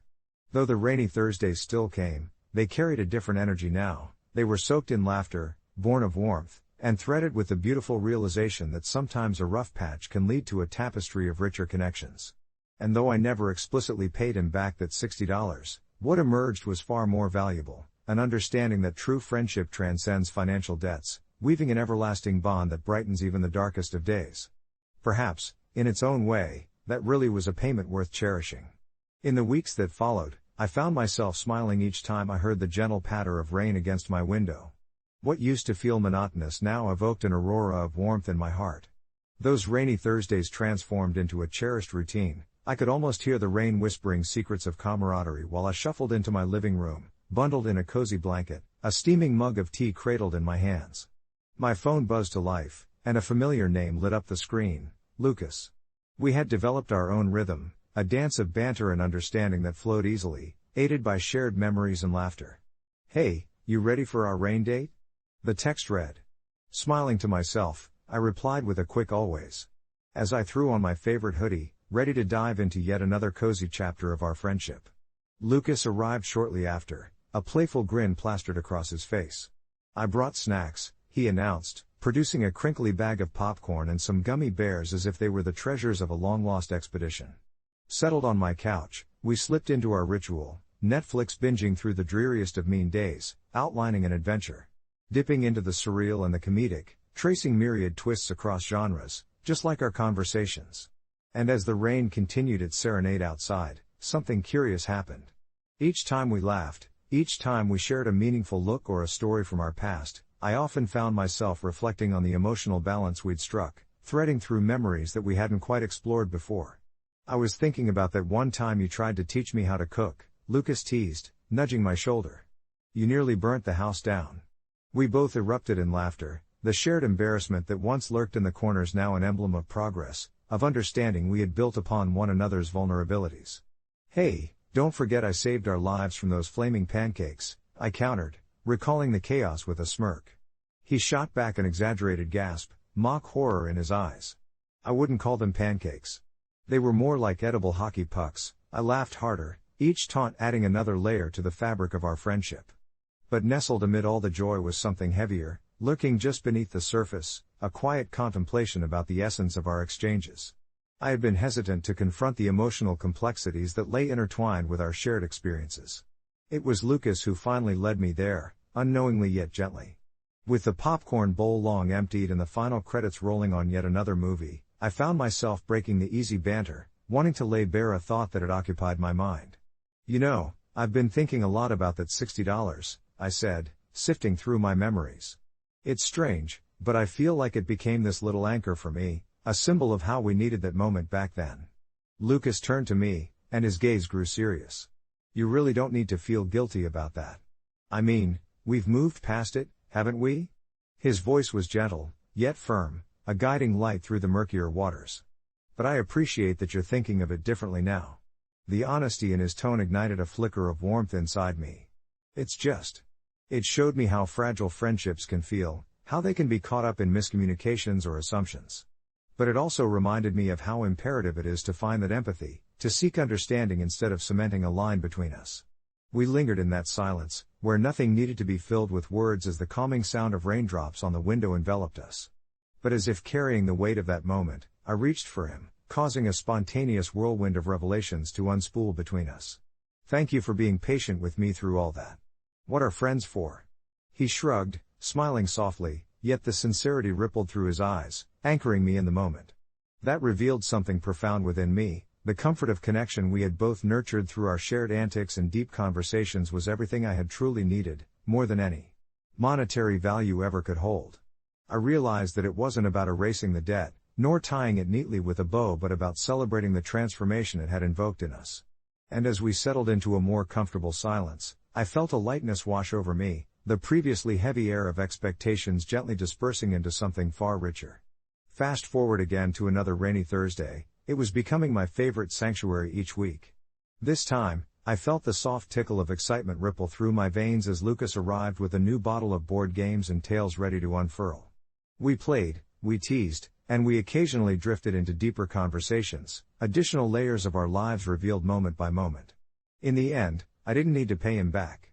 Instead, the debt faded, replaced instead by a tapestry of trust woven through shared experiences, a deeper connection that shimmered more brightly than any money exchanged could manage. And through the seemingly mundane, fragile threads of rainy Thursdays, we built a bond that could weather any storm, eager and ready for whatever lay ahead. Confession: I had a miscarriage, and my teenage brother is becoming a dad. It feels surreal to even write that, but I've spent days wrestling with these thoughts in my head since the news broke. I'm 25, married to Jason for a few years now, and I've always imagined the laughter of children filling our cozy little home. When I got pregnant last summer, it felt like the stars aligned perfectly. We decorated a nursery, picked out baby names, and chattered for hours about our future. But then, life threw a cruel twist my way. My heart shattered in that sterile hospital room when the doctor told me there was no heartbeat. Grief swallowed me whole, leaving a hollow ache that tainted everything. It's a pain I still can't quite articulate, but it morphed into a numbing shadow that followed me relentlessly. Lately, I've been coming to terms with that profound loss, a heavy burden dressed in silence, when without warning, the ground shifted beneath my feet again. That's when I learned that my little brother, Dylan, had been keeping a secret. 18 years old and just as naive as any teenager, he was going to be a dad. I remember the moment vividly, how the words slammed into me like a train. We were sitting at the kitchen table, a bowl of my failed attempts at cookies sitting between us, and he blurted it out in the most nonchalant manner, as if casually discussing the weather. "I'm going to be a father," he said, and just like that, lunch became something else entirely. I felt a wave of resentment crash against the pain of my miscarriage, an ugly jealousy creeping in unexpectedly. The very thought of a teenager having a child while my dreams had crumbled felt like a slap in the face. Couldn't he see the cruel irony of it all? But inside, I wrestled with wanting to be happy for him, wanting to support him the way I should, knowing he was scared and confused too. Trying to be the understanding sister, I fought through my own devastation, putting on a brave face while my insides twisted in turmoil. As days turned to weeks, I found myself lingering on thoughts of Dylan's future child, knowing that whenever I'm around, I'll inevitably be reminded of what I can't have. I began to study him closely, watching the boy I grew up with morphing into someone that seemed more like a man, navigating parenthood with an unsettling mix of naivety and optimism. He was excited, constantly dreaming up plans and soaking in parenting advice from online forums like some eager college student studying for finals. During quiet moments, I wrestled with guilt, How could I envy him when I knew all he was feeling was sheer joy? I was torn between pride and this gnawing grief. The emotional conflict left me feeling utterly isolated. One evening, as we sat on the porch watching the sunset, he turned to me and asked, "Are you okay? You seem distant." The sincerity in his voice almost broke me. It was a simple question, a probe into the emptiness I'd wrapped around myself, but his words hung in the air like an unwelcome reality. I realized then I needed to share my pain. I couldn't keep wallowing in sorrow while he brought new life into the world. So, I took a deep breath and opened up about my miscarriage, letting tears spill freely as I spoke of the heartbreak and emptiness that had settled in my heart. I explained how it felt like I was living in a world filled with what-ifs, and how Dylan's happiness felt like a constant reminder of my loss. He listened quietly, processing every word. The air was thick with understanding, and what surprised me was that I felt lighter afterwards. By sharing my grief, I allowed us both to find common ground, a sort of sibling connection that transcended our individual struggles. When the day finally came for him to become a father, I was there, standing in that hospital room filled with the scent of antiseptics and new life.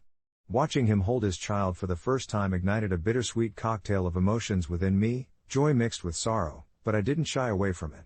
Instead, I let the feelings wash over me, acknowledging my pain while celebrating his joy. I realized I could be happy for him while still grieving my loss. Those two feelings could coexist in a strange, beautiful contradiction. As I held that tiny, precious life in my arms, Dylan's son, I felt hope stir within me for the first time in months. Maybe, just maybe, this was a new beginning, a chance to carry on a different legacy of love, despite the wounds that life had dealt me. We sat in that hospital room for hours, sharing stories, laughter, and all the hopes we had for this child. At that moment, I knew that while life had taken so much away from me, it had gifted me with something else, a deeper love for my brother and an abiding hope for the future. Things will be different now. I may have moments of sadness, but they wouldn't drown me anymore. So maybe this is my confession. Loss can open a door to unexpected joy, and in embracing all parts of life, I finally found a way to heal. Update: it's been 6 months since Dylan's son was born, and honestly, it feels like a new chapter for us all. I've started volunteering at the local children's hospital, rediscovering the joy and laughter I thought I'd lost. Every time I see my brother with his son, I feel a bittersweet warmth fill my heart. I still have moments of sadness, but they're gradually shifting into something deeper, a commitment to support them both as they navigate this new adventure. Grief, I've learned, doesn't disappear. It whispers reminders of our past while urging us to fill our lives with love, creating legacies in unexpected ways. I'm grateful for the laughter, the late-night feedings I help with, and most importantly, the bond my brother and I have now forged through this journey together. Life continues to surprise me, and I'm learning to embrace it. As I sit in the living room, the soft glow of the evening light filtering through the sheer curtains, I can't help but reflect on how much has changed since that stormy day when I had my miscarriage. The sound of my brother's laughter, muffled from the kitchen where he's prepping a bottle, is like a balm to my heart, soothing the lingering aches. I had imagined this moment differently. I had dreamed of a family of my own, of swaddling my baby in cozy blankets and whispering sweet nothings while my brother looked on with a smile. Yet here he is, at 16, with a tiny human depending on him and, strangely enough, it feels right in an imperfect way. I thought I'd feel a twinge of jealousy each time I held his son, but instead, that same warmth envelops me again, a testament to the resilience of the heart. Every coo and gurgle from the crib ignites a sense of hope, a gentle push toward healing that I never anticipated. In these fragile moments, my brother and I have built an unspoken pact. We support each other through the sleepless nights, the endless diaper changes, and the moments of sweet tranquility spent just watching the baby drift into slumber. It's intoxicating, the way his face lights up when he talks to his son, his eyes softening as they connect through shared giggles and baby gurgles. It's a language of love that we've both learned to speak, translating our pain into something beautiful. That first time I held my niece, I felt like a part of something larger than my grief. I had been handed a new role, an opportunity to nurture not just this innocent life but also the shattered pieces of my own. Each day, as my brother and I sit together, we share stories from our childhoods, countless memories painted with laughter and mischief. His son, cradled in his arms, becomes the canvas upon which we weave our histories. Yet, there remains a delicate balance of sadness beneath the surface, intertwined with the joy. I find myself caught in a delicate dance, cherishing these moments while acknowledging the emptiness I still carry. I confide in my brother during our quieter evenings, sharing my fears about motherhood that will never come to fruition for me. "It's just not fair," I had said one night, the weight of my words hanging thick between us. But my brother looked at me, his expression solemn but understanding. "Life isn't fair. But we can choose what we make of it." He smiled, rubbing the back of his neck like he always does when he's deep in thought. It was a reminder that even amid sorrow, we could carve space for joy, both for ourselves and for each other. Over the weeks, I've started to register the changed dynamics within our family. Our parents, initially overwhelmed by the unexpected news of my brother's impending fatherhood, have softened into their roles of adoring grandparents, frequently stopping by with meals and advice dripping with their affection. I've found it fascinating how joy can spread like wildfire, consuming the remnants of grief and weaving it into new patterns of family bonds. Some days, I catch glimpses of our old lives, my brother and I teasing each other about our teenage antics, which ignited laughter among ourselves. I sometimes wonder if these moments are reminders of the innocence we are desperately trying to capture amid this upheaval.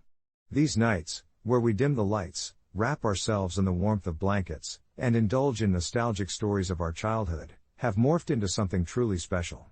As the days pass, I often find myself reveling in the simple joys, the soft touch of the baby's tiny hand around my finger, the way his wide eyes explore the world with curiosity, and the way my brother beams every time he sees his son accomplish even the smallest of feats, like a smile or a coo.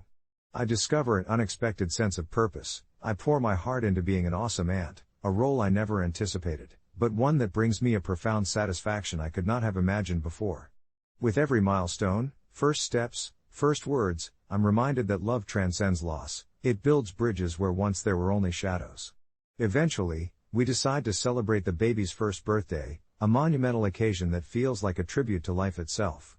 Our parents throw a small gathering, and we adorn the backyard with colorful decorations and streamers that dance lazily in the summer breeze, while laughter intertwines with the buzzing of bees. As I observe my brother, who is now a doting father, I feel a swell of pride and gratitude wash over me. His joy is infectious, and for the first time in a long while, the ache of my loss doesn't feel as suffocating.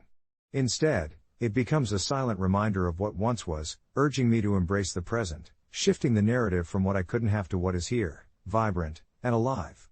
As I blow out the candles on the cake, I see the smiles and laughter around me, and my heart whispers a sweet promise to carry this love forward, blending our pasts with the future we never anticipated. It's still a journey, one filled with complexities and emotions that ebb and flow. I don't know what tomorrow holds or what other surprises life has hidden around the corner. But for now, I am here, tangled with my brother and his son in this wonderful web of life, feeling grateful for the laughter amidst the tears and finding healing in every moment shared. As the last remnants of laughter echoed around the room, I felt a gentle swell of peace settle over me, an elusive sensation that had often slipped through my fingers. My brother, still wide-eyed and youthful yet suddenly transformed in the way only parenthood can do to someone, cradled his son, a small bundle of innocence wrapped in soft fabric. Watching him was like peering into a mirror reflecting both the familiar and the unfamiliar. There was a hint of wonder in his eyes, a spark that whispered of responsibilities yet to be mastered and joys yet to be discovered. I could barely keep the smile off my face as he attempted to balance the baby with one arm while reaching for a slice of cake with the other, a comically heroic display. The noise slowly dissipated until only the quiet hum of the fluorescent kitchen lights remained, the joyous aftermath of birthday celebrations lingering like a soothing balm. I wandered outside, where the night wrapped around me, cool but comforting, a striking contrast to the warmth and chaos inside. I leaned against the wooden railing of our porch and surveyed the star-speckled sky, each shimmering point a silent witness to my journey, to all the heartache that had led to this moment. Grief, once a heavy cloak draped over my shoulders, had transformed into something lighter, a reminder woven into the fabric of my being, urging me to cherish every fleeting second. It was a surprising revelation, really, how the threads of joy and sorrow could so intricately intertwine, creating a tapestry rich with meaning. I thought about the birthday cake and how it represented not only my brother's new beginning but also my desire to celebrate life in all its forms. At that moment, I began to see my brother's son not just as the product of a young, unintended association but as a beacon of hope, a fresh start we all needed, a tiny but potent reminder that life goes on, filled with possibilities. When the kitchen door creaked open, I turned to find my brother stepping outside, wiping frosting from his fingers with an exaggerated roll of his eyes, an expression that perfectly encapsulated the delightful mayhem of parenthood. He slipped beside me, looking up at the stars, and we shared a comfortable silence, a moment devoid of expectation yet brimming with understanding. You know, he finally said, his voice barely louder than a whisper, I really didn't expect life to shift like this. To be honest, I was terrified when I found out. I nodded, feeling the familiar threads of his uncertainty tug at my heart. Yeah, I guess we both were. An ambient stillness enveloped us, and I could sense the weight of unspoken truths perched just beyond the veil of our vulnerability. But it feels right now, he added, a cautious optimism shining through. Like I'm meant to be here, doing this. We spoke softly, words of encouragement and reflection spilling out, creating bridges over our shared experience of grief and hope. It was a fleeting exchange that felt ceremonious in its own right, a pact of solidarity amidst the uncertainties of parenthood and the shadows of our past. We stood there, two siblings tethered by obligation and love, newfound allies in this uncharted territory, determined to navigate the unexpected turns together.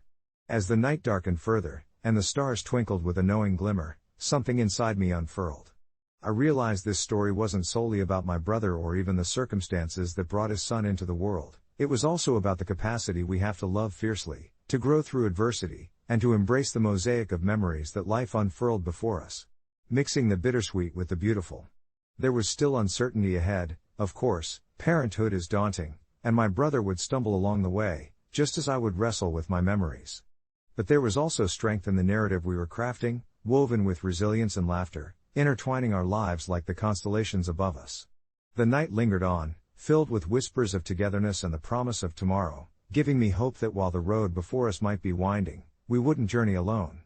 In this moment, encircled by family and love, I finally found rest in the understanding that healing is never linear, it spirals, it twists, yet ultimately leads us back to one another, eternally connected through the shared gift of life itself. I never expected to find myself at odds with my family over something as simple as a door. Living alone in a small apartment, I had carved out my little sanctuary, a place where I could escape the world's chaos and indulge in quiet moments with a good book or a long, hot shower. It was my haven, and after the relentless demands of work and social events that filled my calendar, I often craved solitude. That's why, when my aunt and uncle decided to drop by unannounced last Saturday, I felt a rush of anxiety flood through me like ice water. I had barely returned from a stressful week at the office, 2 deadlines looming over me like dark clouds, and the last thing I needed was an unexpected visit. When I heard the persistent knock on my door, my heart sank. Every part of my being screamed to ignore it, to hunker down with some takeout and let the world fade away. They were the kind of relatives who wouldn't take no for an answer, and I had a pretty good idea that they wouldn't be content with a quick pleasantry at the door before moving on. I stood frozen in the hallway, my mind racing. What if they couldn't see how tired I was? Just duck into the kitchen and hope they give up, I thought, but the knocking intensified, almost urgent. I took a deep breath and, against my better judgment, I opened the door just a crack, enough to catch a glimpse of their expectant faces. The look of surprise on my uncle's face morphed into disappointment as he realized I wasn't prepared for their visit. "Oh, hey. We thought we'd stop by. It's been ages," he exclaimed, as if time bent and twisted in some miraculous way to make their interruption appropriate. I felt the corners of my mouth twitch with nerves. "Hi, yeah, sorry. I didn't know you were coming," I stammered, avoiding their eager gazes. The truth was, I was overwhelmed, tired, and bleeding introversion that day. The warmth of my community sometimes felt like a suffocating blanket rather than a comforting embrace. I wanted to say, "I love you both, but could you please just text first next time?" Instead, I just stood there while they continued to chatter about their week like I should be all ears. In amidst their dialogue, my thoughts spiraled. Am I being unreasonable? Am I really the boss of my own space, or have I lost touch with what family means? I scanned the apartment and realized my living room looked like a tornado had swept through.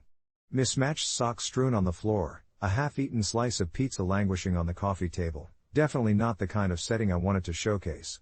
I knew they would judge, not that they meant to, but from experience, I knew my aunt's disapproving eyebrow would only rise higher the longer I stood there. "You have a minute?" she asked, as they pushed their way inside, unaware of the whirlwind of emotions brewing inside me. "Actually, I'm really in the middle of something," I mumbled, my voice barely more than a whisper. But my attempt to stand my ground fell flat. Family members don't generally take those kinds of refusals on face value. And, like a slow-burning fuse, resentment began to ignite. I felt trapped between my genuine care for them and my desperate need for peace. The unease spun into a knot in my stomach. Was I the bad guy for wanting to protect my own mental space? They began to settle in, invading my sanctuary with their animated banter, laying their jackets on my couch, leaning over to inspect my bookshelves as if they were an exhibit. It dawned on me that they had no clue how much I longed for solitude at that moment, how important those quiet Saturday afternoons were for my sanity. The more they laughed and caught up, the more distant I felt, like a spectator in my own life. I remembered countless Sunday dinners when spontaneity put a smile on my face, but this one was different. A part of me wanted to just fold into their warmth, to let the walls come down, but the other part was desperate for a clean break from the world outside. Finally, after an hour of small talk filled with casual questions about my work and my love life, or lack thereof, I mustered the courage to intervene, gently asserting, "Hey, I really appreciate you guys stopping by, but I'm feeling a bit exhausted. Can we catch up another time?" Their cheerful expressions faltered, disappointment clouding their faces. "Oh, but we came all this way," my aunt began, her voice dropping an octave, inscribing guilt deeper into the fabric of my resolve. "That's the thing about family, sometimes, even love can carry an expectation, an unspoken demand that feels heavier than steel." As they finally gathered their things, I felt a mix of relief and guilt gnawing at my insides. Had I overstepped? Was I too harsh in my execution? I closed the door behind them, their voices fading down the hall, questioning my choices like fair-minded jurors. Hours passed, and I sat cross-legged on the floor amidst the chaos of my living space, letting the internal battle wane. The authenticity of my emotions washed over me in waves. Maybe I wasn't the asshole. Maybe needing alone time wasn't some personal failing. But the lingering question echoed in my mind, would they see it that way? In the days that followed, I texted my aunt to suggest we meet for coffee later in the week. "I'm sorry I wasn't up for a visit, work has been a lot," I wrote, hoping to bridge the chasm. I saw her reply flash on the screen, "No worries, we'll plan something. We miss you." Part of me sighed in relief, while another part knew this was just the beginning of a longer conversation about boundaries, connection, and the balance of family. Because in the end, maybe it wasn't about being right or wrong, perhaps it was about understanding each other's needs without sacrificing one's own peace. And maybe, just maybe, I could learn to do both. That interaction with my mom lingered in my mind for days. I took that moment to reflect on our relationship, something I had been avoiding for far too long. I never intended to be the estranged family member. I simply found myself caught in the whirlwind of adult life, work obligations, personal goals, and the day-to-day chaos that came with it. But their way of expressing love felt overwhelming at times, like a tidal wave crashing over me. I set aside my phone and gazed out the window, watching as leaves scattered in the wind, twisting and turning in ways that reminded me of the often erratic nature of our family dynamics. My family had long adopted a policy of drop by unannounced, a tradition I found charming at first but now felt like an intrusion into my carefully curated solitude. I appreciated the effort, truly, but I questioned whether they understood that my home was my sanctuary, a place I needed to recharge away from the world's demands. The guilt of not being who they wanted me to be crept in like an unwanted guest, taunting me with thoughts of how they must perceive my distance. Yet, I had never felt more like myself than I did now, navigating my boundaries. It didn't take long for that uneasy tension to rise again when Thomas, my brother, suggested a weekend visit. I braced myself, knowing that I'd be the odd one out at the dinner table, dishing out platitudes while my family laughed over nostalgic stories, all while I hovered over my thoughts like a wallflower at a party. This time, though, I felt a tug, a mix of obligation and desire to maintain that connection, even if it was strained. "Hey, can we chat about when you guys come?" I typed hesitantly, deciding to voice my concerns before the weekend arrived. I didn't want another instance of family craziness that left me feeling frazzled and misunderstood. A short reply came back, "What's up? We're excited to see you." I swallowed hard. There was that sense of enthusiasm again, crackling through the screen as if I were there with them. Maybe it was an opportunity for understanding, or perhaps it would swing like a pendulum back to my fears of rejection. Saturday morning drapes the house in a hazy light, and the doorbell pierces through the quiet like a gunshot. My heart races as I stand in the middle of the living room, frozen in place, and the moment stretches into eternity. Hand clenched around the doorknob, I hesitated, considering the possibility of peeling back the layers of silence, of explaining that I craved acceptance of my choices, my pace, my space. Instead, I took a deep breath and unlocked the door, plastering on a smile that I hope didn't betray any anxiety. Their startled faces morphed into grins, and the warmth of their presence filled the hallway, intoxicating and overwhelming all at once. "We brought your favorite." My mom held up a blueberry pie, and for a fleeting second, the sweetness of nostalgia wrapped around me like a hug, but the tension brewed just beneath. I invited them in, trying desperately to hold on to the comfort while wrestling with unease. As they settled in like they owned the place, the conversations rushed and tumbled over each other, but every sound felt amplified, a cacophony of expectation, love, and my desire for silence. I knew I had to seize this moment to lay bare my feelings. "You know," I started, my voice shaking slightly, "I appreciate these spontaneous visits, I really do, but sometimes I just need a little heads up." They halted, all eyes on me, surprise etched across their faces. My stomach knotted, and I can hardly bear the silence that ensued. But then, slowly, my brother nodded while my mom frowned slightly, a wrinkle of puzzlement forming on her forehead. "Oh, honey, we didn't know you felt that way," she whispered, her voice softening. A flicker of hope ignited in me. The moment hung in the air, heavy yet tender, and in that silence, acceptance danced delicately among us, paving a newfound path. As the afternoon rolled on, we spoke more openly, the conversation bridged gaps I feared would swallow me whole. They acknowledged my need for space, and slowly, we carved out a rhythm that allowed for both connection and solitude. By the time the sun dipped below the horizon, the blue sky igniting in a riot of orange and pink hues, we had not only shared laughter and stories but also something even more precious, understanding. I sat back, quietly content, relishing the newfound balance of knowing that love could be given without drowning, that boundaries didn't have to mean isolation, and yes, that my voice mattered in the symphony of our family. As I waved goodbye, my heart felt a little lighter, and I realized this was just the beginning, not just for them, but for me, a dance toward that ever-elusive harmony between connection and self-care. As I watched their car disappear down the winding road, clarity washed over me. I had navigated so many emotional landmines recently, battling guilt and resentment while trying to figure out where I fit into this intricate web of familial love and obligations. I couldn't help but smile. Maybe it wasn't about asserting myself with brash words or avoidance anymore, it was about conversing, sharing space, and, most importantly, communicating my needs without feeling like I was the villain. I felt like I was finally shedding the layers of guilt that had wrapped around me like a heavy blanket for years. The next week, I decided to open a dialogue with my siblings during our regular Sunday video call.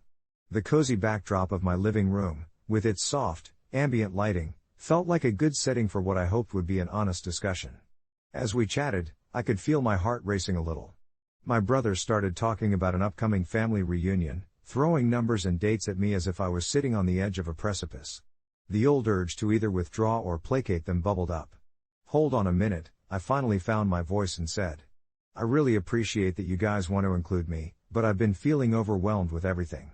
The screen filled with thoughtful faces as I tried to find the right words. "I love you all, and I want to be part of this, but I also need time for myself. If I push myself to show up for everything, I won't be able to show up at all," I confessed. Silence followed, a rare occurrence. I could see my sister's brow furrowing, and I worried I'd said too much. Then, slowly, her expression softened. "I get that," she said. "We want you to take care of yourself. You're not being selfish. You're human." That simple acknowledgement felt like a life buoy tossed my way when I had been treading water trying to keep everyone else afloat. One by one, they shared. They talked about their own struggles balancing social events and the pressure to conform to family expectations. As I listened, something shifted in the energy of our call, an empathic exchange that filled the gaps I had felt before. Each realization we shared breathed new life into our connection. By the end of that hour, I felt more heard and understood than I had in years. The weight of expectation lifted a little more off my chest, replaced by a reassuring warmth. Maybe they did see me and my struggles after all. Weeks turned into months, and I began to reshape not just my boundaries but our collective family dynamics. I found peace in saying what I needed, be it declining an invitation or suggesting a smaller gathering over a chaotic family event. Surprisingly, changes rippled through us. My siblings began to vocalize their own needs more openly, and in a way, we all started forging a richer, more authentic relationship. In realizing my own boundaries, I inadvertently encouraged them to explore theirs. Looking back, it's funny how that initial hesitation to open the door to unannounced visitors had been a pivotal moment. I didn't shut them out, I just showed them I needed space, a new boundary. It wasn't a rejection, it was a request for understanding. Life with family wasn't about keeping score or avoiding conflict, it was about building a comfortable home in each other's hearts, however imperfect the walls might be. And here I am, on the edge of another sunset, wondering what the future holds for us all, MacGuffins of emotion and history mingling with reverberations of laughter and love. I can feel the promise of more conversations ahead that will continue to carve out our path as we venture toward a fuller, more nuanced version of family. It's not a perfect resolution, but it's a hopeful beginning, one day at a time. It started as a typical Tuesday morning for me, the usual gray light filtering through the half-drawn curtains and the sounds of the neighborhood waking up. I shuffled into the dim kitchen, coffee brewing, thoughts racing ahead of me like they often do. I was just 2 weeks into my new job as a healthcare data analyst, and despite the monotonous tasks, I found myself strangely excited, like this was my first little step into a big, adult world.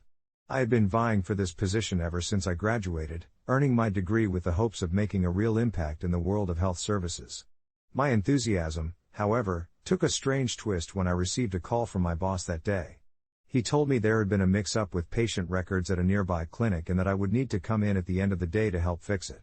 As someone who had always valued personal privacy and the importance of confidentiality, I was unsettled. The notion of accessing sensitive patient files made me shiver, but I shook off the discomfort, reminding myself this was part of my job. Fast forward to the evening, and I entered the clinic, feeling a knot in my stomach. The fluorescent lights above buzzed ominously as I was introduced to the IT team and pointed toward a small room cluttered with outdated computers. That's when I encountered her, Melissa, a nurse who seemed to embody calm in the storm of disarray surrounding us. As we sat together trying to untangle the mess, I tried to keep things lighthearted, joking about the nature of paperwork and technology, but she quickly quieted. "Just remember, HIPAA violations are serious," she said, her voice low and slightly unsteady. That warning took root in my mind, not because I was making any potential mistake but because I sensed something deeper in her tone, a burden she carried. I pressed her about it gently. "You seem stressed, Melissa. Is there something I should know?" She sighed, glancing at the door. "It's not about the patients who've already seen their records. It's about a new patient. You won't believe what happened." I felt a chill run through me as she recounted the tale. A patient, a woman named Sarah, had shown up mysteriously at the clinic requesting her records but had no identity. Melissa said Sarah wore odd clothing, spoke in riddles, and had an unsettling gaze that left the staff feeling watched. I could almost see the tension in her shoulders lighten as she spoke, a shared fear between us. It turned the mundane task of analyzing data into something almost mystical. Hours passed, and we were deep into a discussion of privacy, ethics, and the essence of patient identity when a sharp knock on the door jolted me upright. A man, disheveled and panting, burst in. "You found her, right? You have to find her," he yelled. The room fell silent before I collected my thoughts. Confusion swirled around us. Melissa ushered him outside, but I could hear a harried discussion happening just beyond the walls. It felt like an eruption that I was not meant to witness. When they returned, tension wound tighter than a coiled spring. The man explained, "Sarah is not who she says she is. She doesn't have a history in our files. It's like she's a ghost." He looked feverish, as though he had been chasing shadows. My heart raced. Was the woman we were trying to help someone trapped in a web of secrets? Or was she a danger, cloaked in anonymity? I felt a wave of uncertainty wash over me, but curiosity tugged at my senses too. "What does she want?" I finally asked. The man's eyes darted, fear shadowing his breath. "She wants answers. She thinks someone is after her." We were thrown into chaos.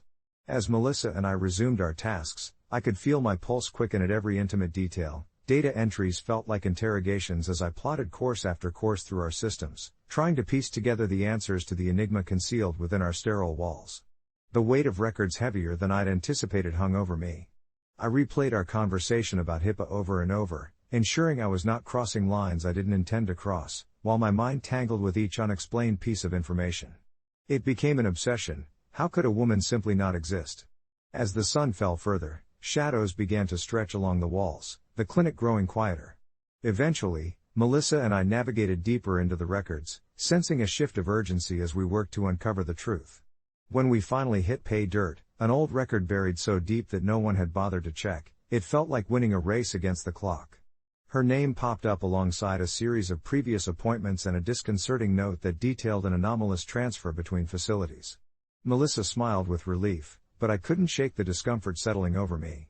I expected every moment to slip into the realm of horror, fearing it might spiral out of control. As we walked the records to our supervisor, I felt a strange pull back towards Sarah, like she was a part of me now. What came next was surprising. Melissa and I both had to face frustrating bureaucracy and laws, trying to make sense of Sarah's identity, the paperwork spinning us around in knots of red tape. Each phone call became a trial, testing the limits of propriety and patience until I was left wondering if we would ever resolve the chaos that had enveloped us. As the clock struck midnight, a decision had to be made, to keep looking and risk breaking rules or accept what we discovered and move on. Taking a breath, I opted for honesty. We approached our supervisor and bared the whole situation, feeling the weight of truth lifting us slightly. What followed were some tense moments I will never forget. My heart raced as the supervisor scrutinized our findings, and I held my breath, praying we hadn't ventured too far. In that moment of clarity, I understood the gravity of our roles, the essence of humanity fused into every record, and how vital it was to respect these lives woven together through the healthcare system. As for Sarah, the answer came swiftly. The right personnel followed up, though I never learned what fate awaited her. I left the clinic that night exhausted yet relieved, acutely aware that the thrill of ethereal mystery and the deeply rooted seriousness of caring for patient identity often clash in the world of healthcare. Months passed after that fateful evening, and the experience began to fade into a soft recollection, just another tale tucked into my mind, woven among the many threads of my career. Then, one quiet Sunday afternoon, I received a familiar message. It was Melissa. "Hey," it read, "you won't believe what I've just found out about Sarah." Curiosity surged through me, and as I read, I couldn't help but wonder if I hadn't just become part of the story of someone who had carved their existence between identities. Just like that, I realized, sometimes those we think are lost may hold secrets worth keeping, and our paths cross not by mere chance, but by a shared understanding of who we are beneath the masks we wear. And so I relayed back, "Tell me everything." Melissa's response came swiftly, like a whisper caught on the wind, full of urgency and intrigue. "I was going through some old social media posts, and it appears Sarah's been leading a double life. Did you know she used to work in a psychiatric hospital? She posted about her experiences under a pseudonym, and there are some pretty intense revelations in there. You should see the comments she gets, people sharing their struggles, their fears, and tying them into her stories in ways that are surprisingly insightful." A chill ran through me. I had known Sarah only as the soft-spoken woman with a penchant for vintage books and herbal teas, never as someone who had grappled with the complexities of mental health in a professional setting. "Do you think she's still in touch with anyone from there?" I texted, my mind racing with a river of thoughts. Would knowing more about her spark some deeper connection, or was this merely stumbling onto territory better left alone? Melissa replied in a way that made me think she had kicked her own thoughts around, too. Well, I didn't dig that deep, but she mentioned a case in one of her posts. It was cryptically fascinating. You could check if any of her old colleagues are still around. The notion struck me hard. What if this case was pivotal, not only to Sarah's past but perhaps intertwined with her reasons for stepping back from society? Instinctively, I felt a wave of empathy wash over me mixed with a hint of dread. I couldn't help but picture Sarah, clocking in day after day, carrying the weight of another person's pain, while she herself might have been drowning in her own struggles. The next day was a haze of mixed emotions, curiosity mixed with caution. Somewhere within me, a voice cautioned against delving too deep, reminding me of my role as the friend of the storyteller, not the investigator. But I felt that I couldn't just let this mystery slip through my fingers. Before I knew it, I began my search, tracking down various forums where ex-employees shared their experiences. Each thread unraveled new layers, pieces of a puzzle that felt achingly familiar. Eventually, I stumbled across a name that stood out, Dr. Hargrove, Sarah's former supervisor. The reviews of her were a mix of reverence and caution, as people praised her for her intuition but also warned of her unwavering intensity. Feeling daring, I reached out to Dr. Hargrove via LinkedIn, but the message sat unanswered for weeks as I tried to balance my fascination with an uneasy sense that I was intruding on something far more personal than I could understand. Then, almost unexpectedly, the notification popped up. A quick blip that sent adrenaline coursing through me as I read Dr. Hargrove's reply. "Let's discuss. How did you come to know Sarah?" I paused, contemplating how to respond, businesslike, or friendly and casual, but in the end, emotion tugged at me. I filled my response with the truth, how Sarah had become dear to me over our conversations, artfully circumventing the eerie nature of my inquiry. Soon, we arranged a call. As we spoke, Dr. Hargrove shared fragmented tales of Sarah's time in the ward, illuminating flashes of bravery amidst darker times, illuminating how she had been a fierce advocate for her patients' rights. It felt like I was sitting on a springboard, ready to leap into the unknown depths of Sarah's past, and yet I could hardly breathe as she detailed an incident with a patient that almost garnished Sarah both admiration and ire within the hospital community. She pushed boundaries in ways that rattled some of the staff, the doctor described, her voice steady yet tinged with endearment. She believed in radical empathy, often becoming too emotionally involved in her cases. It led to a very critical incident that forced her to reevaluate her place in the world. My heart raced at the weight of her words. I realized that Sarah held stories that might shatter what I thought I knew of her. They were pieces of her soul woven into those moments, and whether she shared them freely or kept them locked away, they remained an inseparable part of her journey. As the call ended, a lingering question hung in the air: was this knowledge something I should reveal to her, or would it expose vulnerabilities that Sarah had worked hard to conceal? In the following days, my heart grew heavier, crafting narratives in my mind where revealing this truth brought only pain. One night, unable to sleep, I took the plunge. I texted her, my fingers trembling over the screen. "Hey, can we talk? I found out some things about your past." Silence enveloped the air, thick and awkward as I stared at my phone, half hoping for a reply but equally dreading it. When her response finally came, it read simply, "About what?" My pulse quickened. She had a right to know that her reflections had inspired earthquakes in someone else's life. I told her everything, all at once, my heart racing, projecting my excitement while fearing the abrupt end of our connection. It was futile to deny, she was a storyteller in every sense. But Sarah's reply was slower this time, each dot cueing a new pang of anxiety within me. The chat fizzled out, leaving a stuttered beat of anticipation hanging thick in the air. With each passing minute, I replayed every detail, how brave she had been, how compassionate her words were, yet I feared for the memories that the shadows carved into her spirit, one she may not wish to confront. When she finally typed, "I didn't think anyone would ever ask me about that. It has been a while," I felt a tidal wave of relief rush through me. I stepped carefully, acknowledging the fragility housed in her revelation while also wanting to encourage her to share more. We spent hours on the phone after that, her words weaving a tapestry of pain and hope in ways I had never imagined before. I finally grasped the depth of her character. She wasn't lost between the stories and identities, she was the sum of them, an intricate web of experiences that continued to shape her.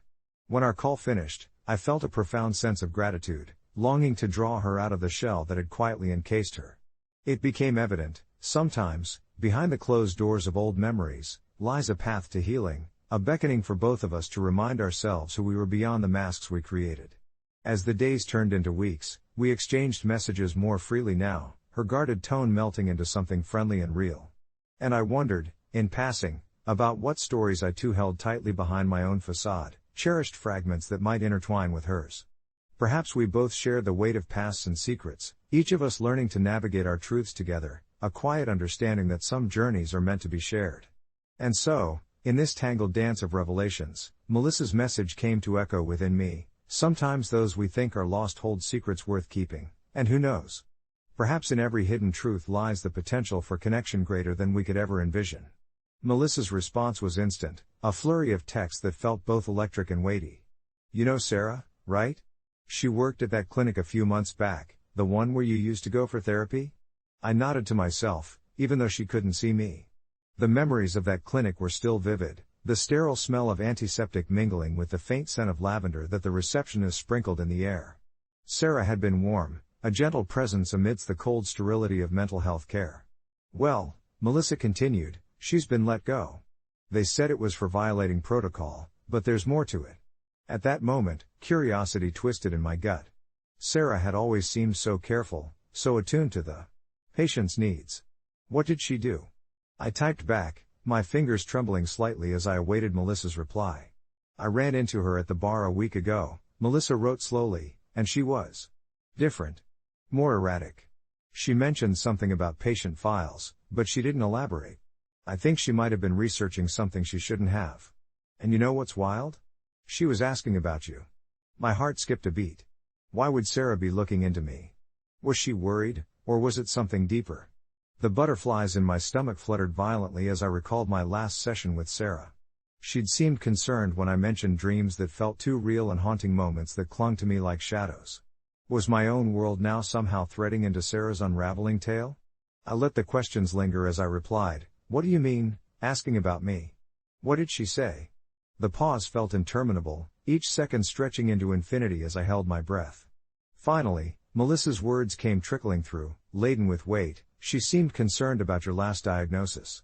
She mentioned she was worried you were in more danger than you realized." I felt a chill creep up my spine. My mind raced back to those countless times I had poured my heart into therapy, the honest exchanges that had found a home in Sarah's understanding gaze. Had I inadvertently exposed some hidden secret of my own? The idea that I might be a part of a story much larger than my own made me uneasy. I typed, "Danger? How?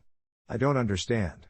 But before Melissa could respond, a flood of memories surged within me, the names, the diagnoses, the whispers of HIPAA that seemed to echo through the hallways of every psychiatric facility I had ever stepped foot in. Suddenly, I recalled my own feelings of being trapped, seen yet unseen, always an open book to those with the power to scribble in my pages.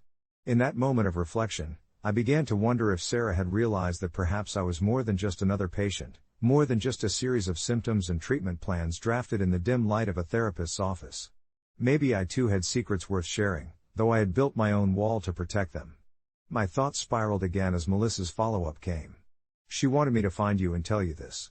She thinks you need to see her, to understand something she uncovered." My mind reeled. Was it reckless to consider meeting with someone who had been fired, someone on the fringes of this clinical world? Yet, a part of me felt the pull towards Sarah, an anchor that called out through the disarray of my thoughts. Maybe she held the key to understanding those hidden fragments of myself I had kept so tightly wrapped. "Where can I find her?" I found myself typing without thought. Melissa replied almost immediately, "I can give you her address, but I don't feel good about this, you know? Be careful." That care rang like a distant bell against the backdrop of my apprehension, and I found comfort in it, a reminder that I wasn't truly alone in this moment. As I read the address, a sense of determination washed over me, mingling with the anxiety that had taken residence in my chest. I could investigate my own narrative. Perhaps, like Sarah, I had been woven into a larger fabric of existence, one that danced between known truths and hidden realities. And so, with every heartbeat echoing my pulsing thoughts, I made up my mind. I needed to meet Sarah, to forge a connection that could shed light on her mysteries and perhaps my own. The sun dipped low in the sky as I prepared myself for the encounter. I felt the shapes of the shadows outside elongate, stretching toward the horizon, much like the threads of fate pulling us together. As I drove toward her address, the scenery blurred by, each mile marked with a question, a longing, an eagerness to embrace whatever awaited me. My mind buzzed like a hive, each curiosity a little bee searching for a flower, unsure of the nectar hidden within. Would I find answers to my own buried truths, or would I unravel the deeper meanings behind Sarah's journey? I parked outside a modest apartment complex that looked both inviting and intimidating, and as I stepped out of the car, a strange calm settled over me, settling the racing thoughts tumbling like jumbled leaves in the wind. I approached her door and raised my hand to knock, my pulse quickening as I fought the urge to turn back. Then, before I could second-guess myself, I knocked. Each sound echoed like a heartbeat against the wood. I stood there, waiting, breath held. It felt as though the world had condensed into this moment. A few moments passed before the door creaked open, revealing Sarah's familiar face, though it seemed altered, marked by worry and disarray. Her eyes flickered with recognition and a hint of relief, as if she had been bracing herself for this moment. "You came," she said softly, and just like that, I stepped over the threshold, into her story, our stories united, as curiosity whispered infinite possibilities of truths yet to be revealed. And as I crossed into her living space, amidst the clutter of papers, stray books on mental health, and empty coffee cups, that sense of connection blossomed, cradled in the realization that perhaps every secret worth keeping leads us not just into shadows, but toward the light of understanding ourselves and one another. There's a saying that suggests the things we buy can sometimes end up owning us, and for years, I was a prime example of that paradox, particularly when it came to the most extravagant and frankly ludicrous purchase of my life, a rare collector's edition of a board game. I still remember the day it happened, sitting on my cramped living room couch as I scrolled through an online auction website in search of something entirely mundane, a gift for my younger brother's birthday. I stumbled across an ad for a pristine, complete version of an obscure game from my childhood, the kind that had long since disappeared from shelves, and I could already smell the nostalgic fumes wafting from that box. The board, so vividly illustrated, beckoned me to dive back into a simpler time, and before I could question my judgment, I placed a bid that spiraled far beyond what I had ever intended to spend. It was a heady rush, fueled by memories of sticky summer afternoons and the laughter of friends crowded around a dining room table, yet I virtually locked myself into a cycle of self-deception, convincing myself that this $1,500 piece of cardboard and plastic would unlock not just a trip to the past, but a way to reconnect with my estranged brother, whom I hadn't seen in years due to a falling out that seemed insurmountable at the time. When the package finally arrived, I was overcome with excitement, but that high quickly dissipated as I realized I didn't know how to bridge the chasm that had formed between us since our father's passing. Still, I forced my hand and decided a game night was in order, diligently calling him and inviting him over, convinced the game was a magical portal through which we could rekindle the connection we had lost. To my surprise, he agreed. The evening unfolded with a mix of awkward silences and forced laughter as we set up the game, the pristine board lying before us like a relic of bygone days. As we began, I could see the memories flickering behind his eyes, but apprehension crept in when I realized he was less interested in the game and more in rekindling our deeper conversation, the one I had been frantically avoiding. The joy the game had promised quickly turned hollow, and soon we were disengaged, our minds elsewhere, but as the hours passed, something unexpectedly changed.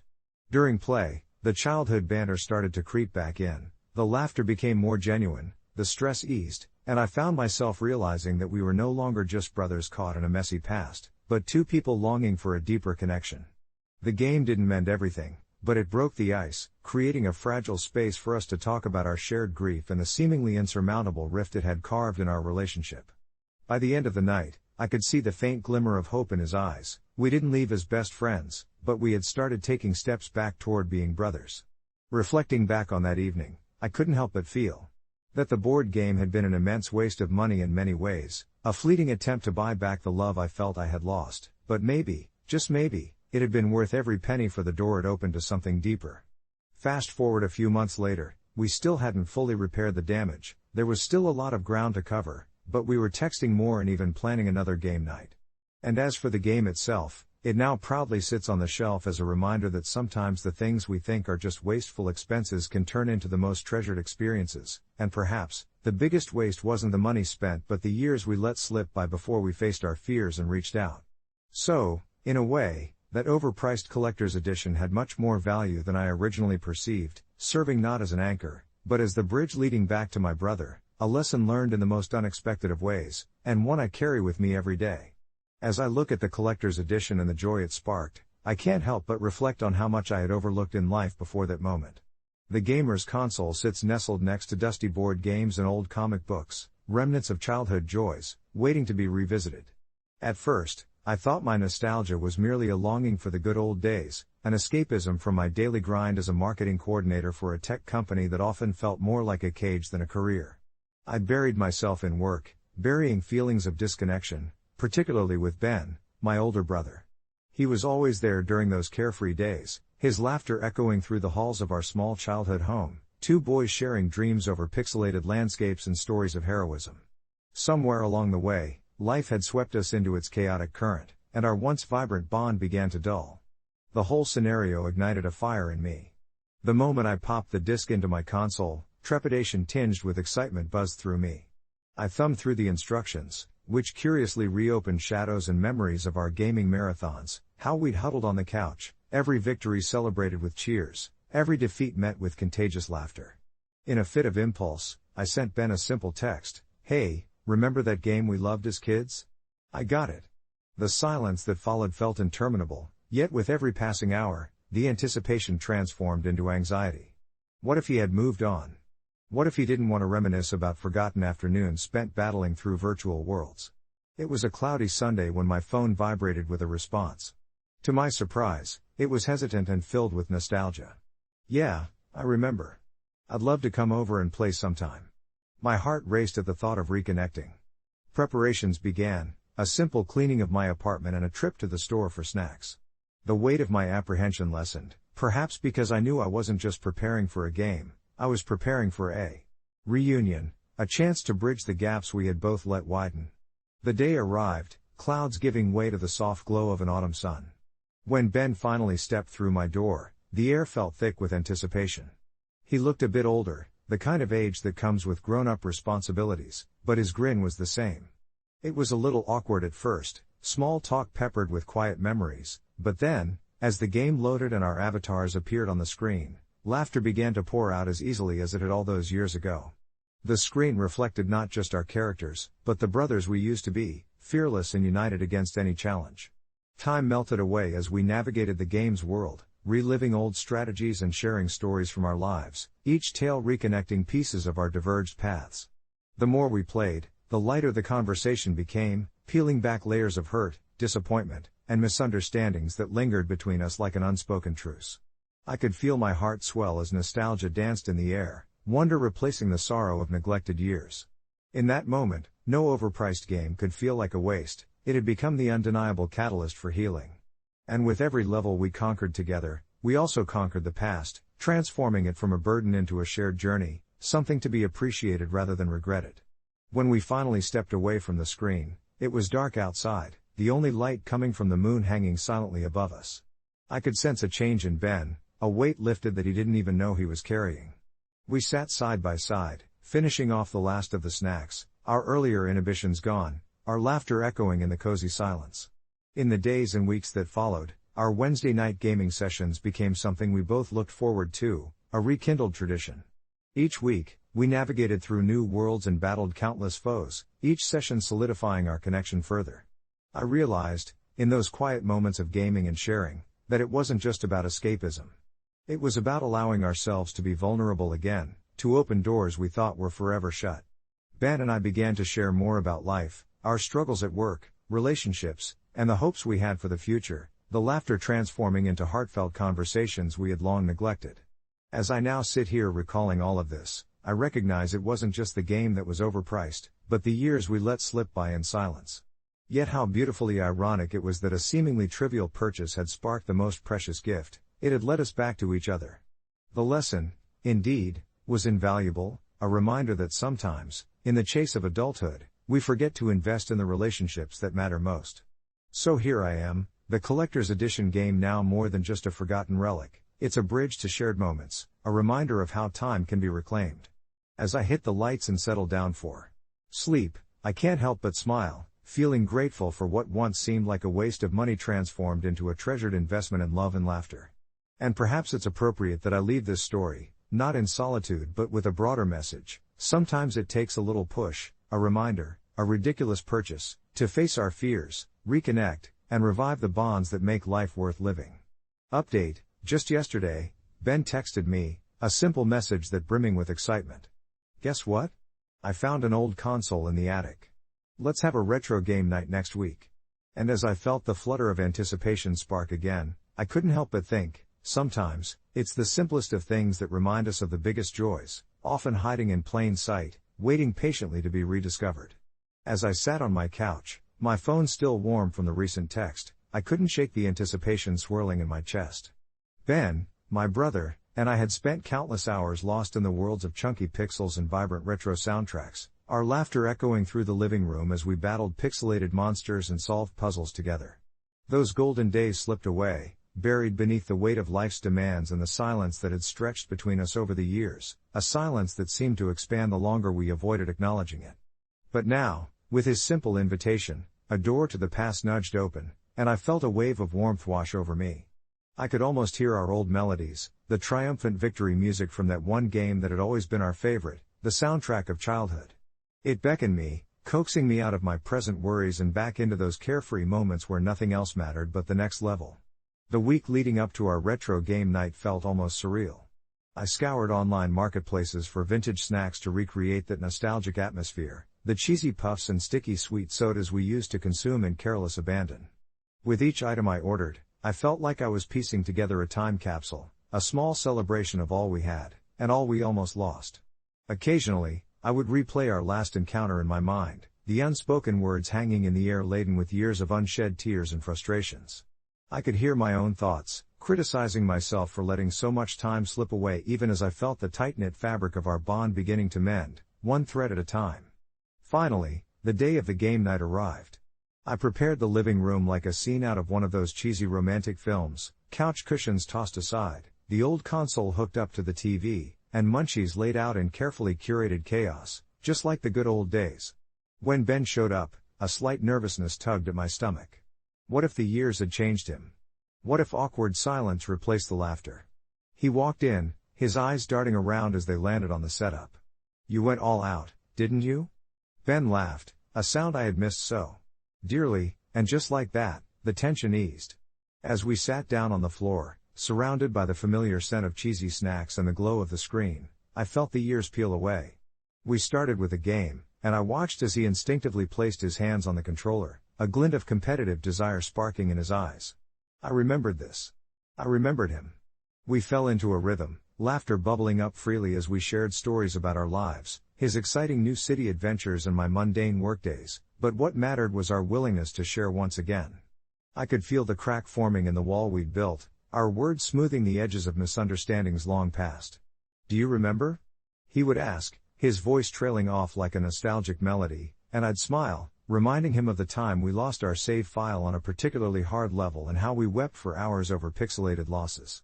Hours passed as the night slipped away, each round blurring into the next, our collective laughter filling the air like music, enchanting and bittersweet. Shadows lengthened as we explored past worlds long forgotten, but every level we conquered felt like not just a nostalgic journey of pixels but the beginnings of a new era for us. At one point, I looked over at Ben as we both burst into laughter over an inside joke from a long-lost game. It brought tears of joy to my eyes.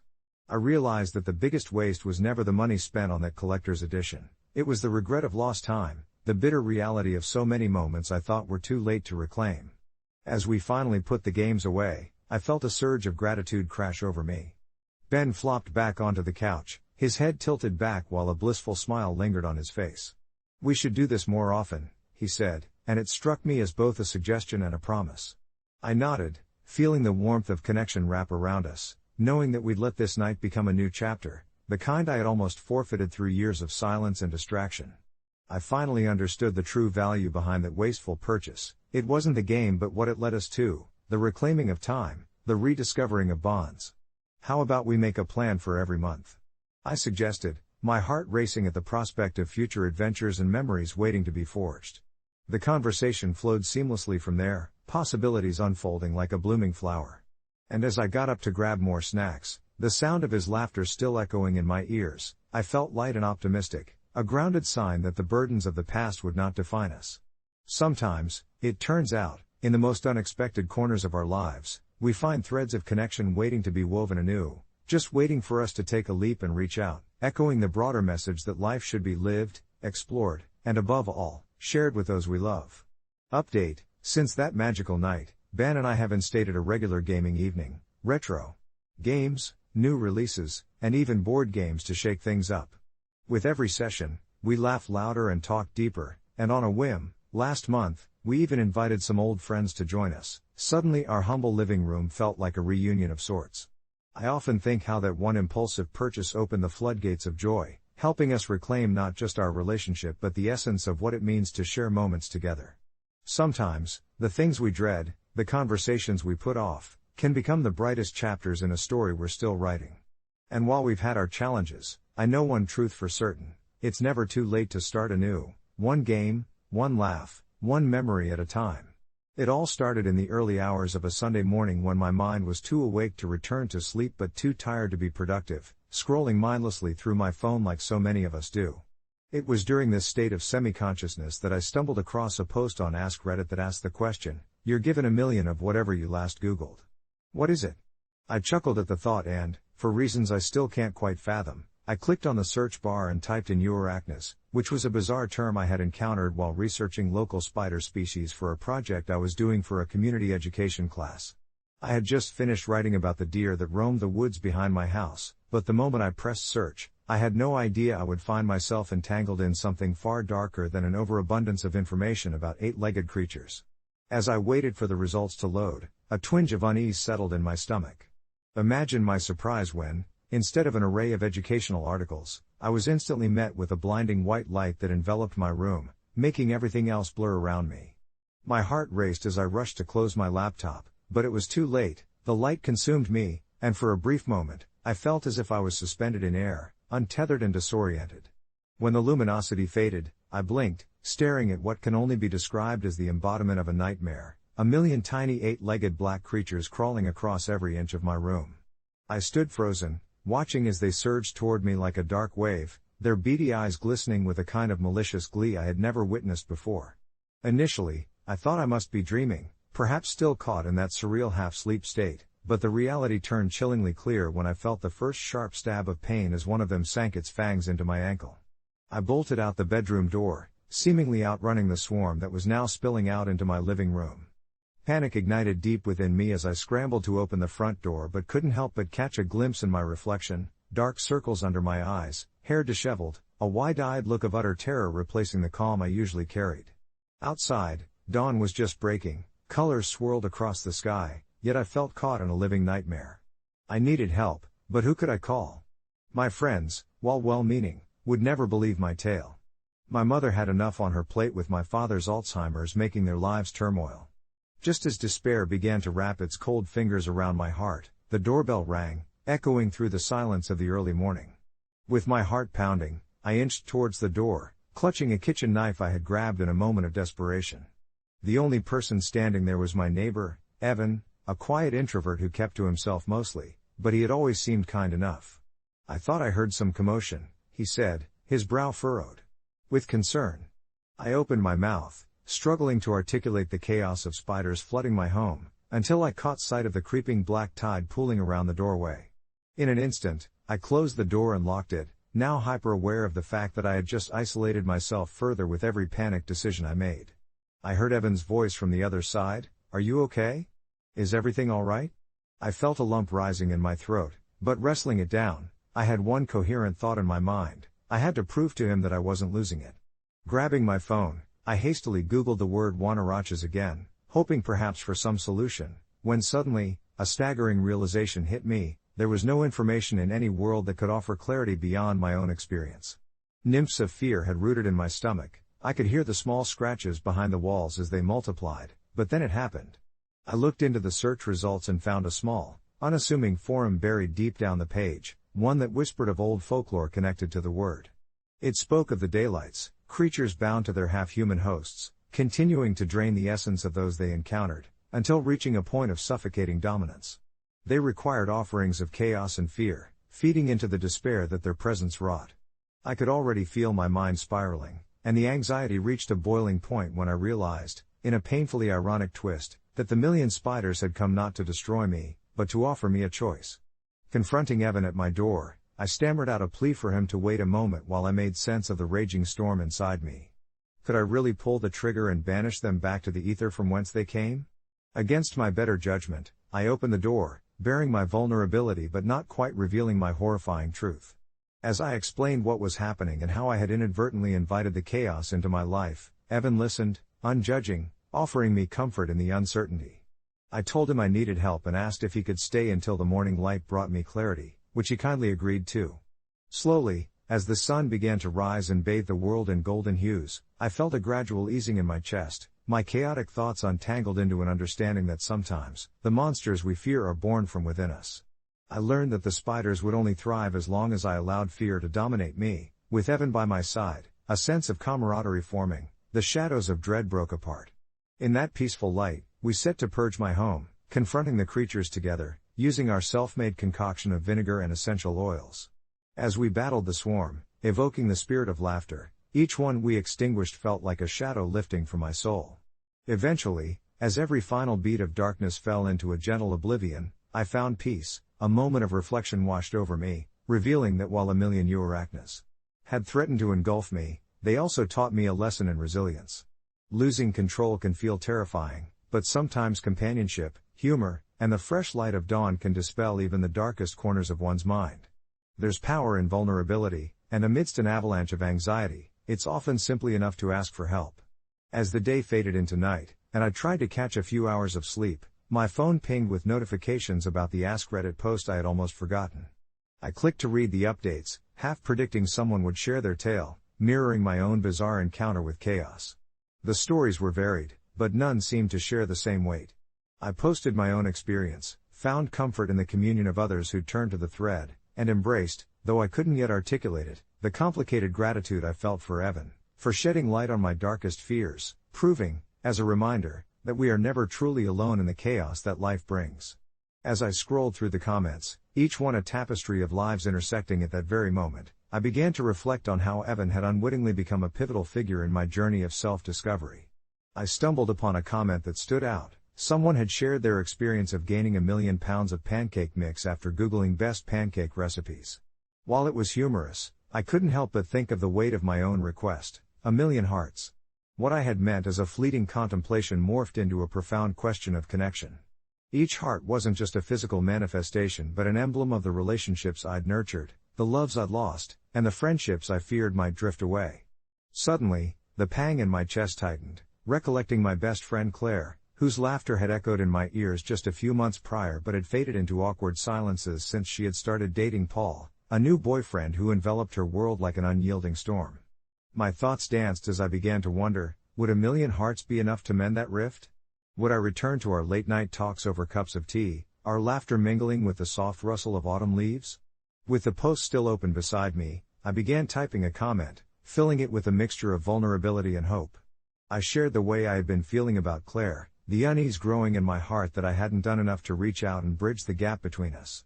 I wrote about how I wished for our friendship to withstand the whirlwind of romance and uncertainty without becoming a casualty of neglect and alienation. An array of replies began to accrue, most resonating with my sentiments, speaking of their own friendships rediscovered amidst confusion and chaos. Yet there was one unexpected response from a user named Heartfelt Owl, who wrote, sometimes a simple conversation can turn things around. How about trying to reconnect? You may find that the bond is still there, waiting for you. That night, as I lay in bed, the pulsating glow of my phone illuminating my face, I felt a tug in my heart, a flicker of courage. What if I approached Claire? What if I could somehow express my feelings without the baggage of guilt or resentment that sometimes accompanied our interactions? The idea spun in my mind like a gentle whirlwind, reaching a crescendo that lulled me into sleep, accompanied by dreams of reconnection. The next morning, the air was crisp and invigorating as I stepped onto my porch, cradling a warm cup of coffee. I took a deep breath, feeling the chill tease at my skin while echoes of laughter danced at the edges of my memory. I pored over the multiple messages I had received, their encouragement intertwining with my intentions, until resolve flooded my heart. I picked up my phone, hesitating only for a moment as I typed, "Hey Claire, can we meet for coffee? I've missed you." Hit send. The weight of the world slipped off my shoulders as I embraced the warmth growing inside me, a stirring anticipation of reconnection. To my surprise, Claire replied almost immediately, her excitement palpable. We decided to meet at our favorite cafe. The day unfurled slowly, the sun weaving through the leaves as I walked to our spot. Butterflies danced in my stomach, mingled with thoughts of all I wanted to say, until I caught sight of her, standing there, beaming as though the past months had vanished in an instant. We enveloped each other in a hug, layers of unspoken words melting away, and as we sat down, it felt as though an entire universe had conspired to bring us back together. The conversation flowed seamlessly, sparking joy, laughter, and the comfort of belonging. In the weeks that followed, I felt lighter, weaving my bond with Claire into the very fabric of my life again. It was as if the 1,000,000 hearts I had envisioned manifested not as a burden but rather as a renewal of the connections I so dearly cherished. Each moment filled with appreciation became a heart of its own, the laughter shared, the weighty discussions of love and loss, the comforting silences when words weren't necessary. In reflection, I returned to that Ask Reddit post occasionally, each time encountering new comments and experiences that amazed me. I thought about the twist of fate that had led me to share my initial story, my vulnerability in a sea of confusion, proving that when we dare to open up, not only do we discover the connections we already have, but we also inspire others to explore theirs. I even came across a comment from Heartfelt Owl, who now shared updates of their own rekindled friendships, radiating similar positivity and warmth, a wonderful reminder to us all. Sometimes all it takes is a brave step forward into the unknown, because our lives are woven together in a tapestry of human connection, more intricate and beautiful than we often realize. Weeks later, I wrote a reflective update in the thread, sharing my experience, the transformation I had undergone, and how Evan's question had set off a chain reaction of connection that I never saw coming.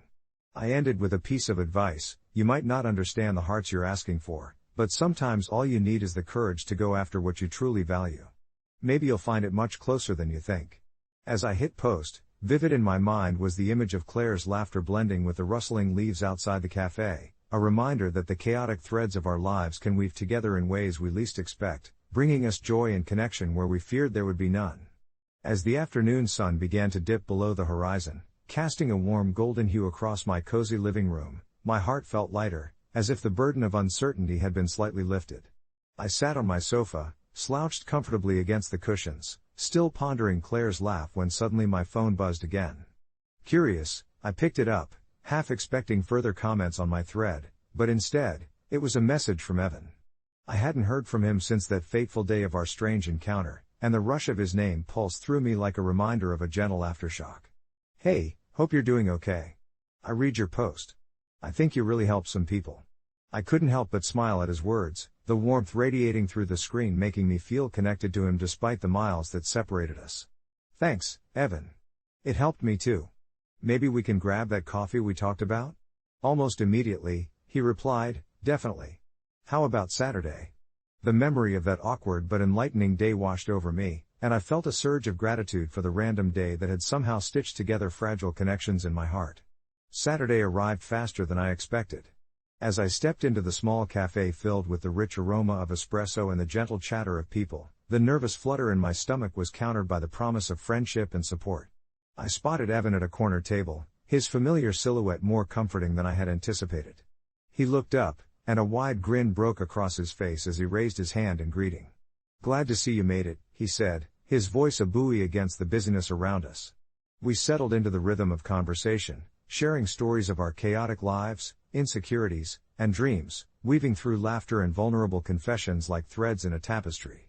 I learned more about Evan's journey. He too had been a seeker of connection, battling the same chaotic currents of modern life that often left us feeling untethered.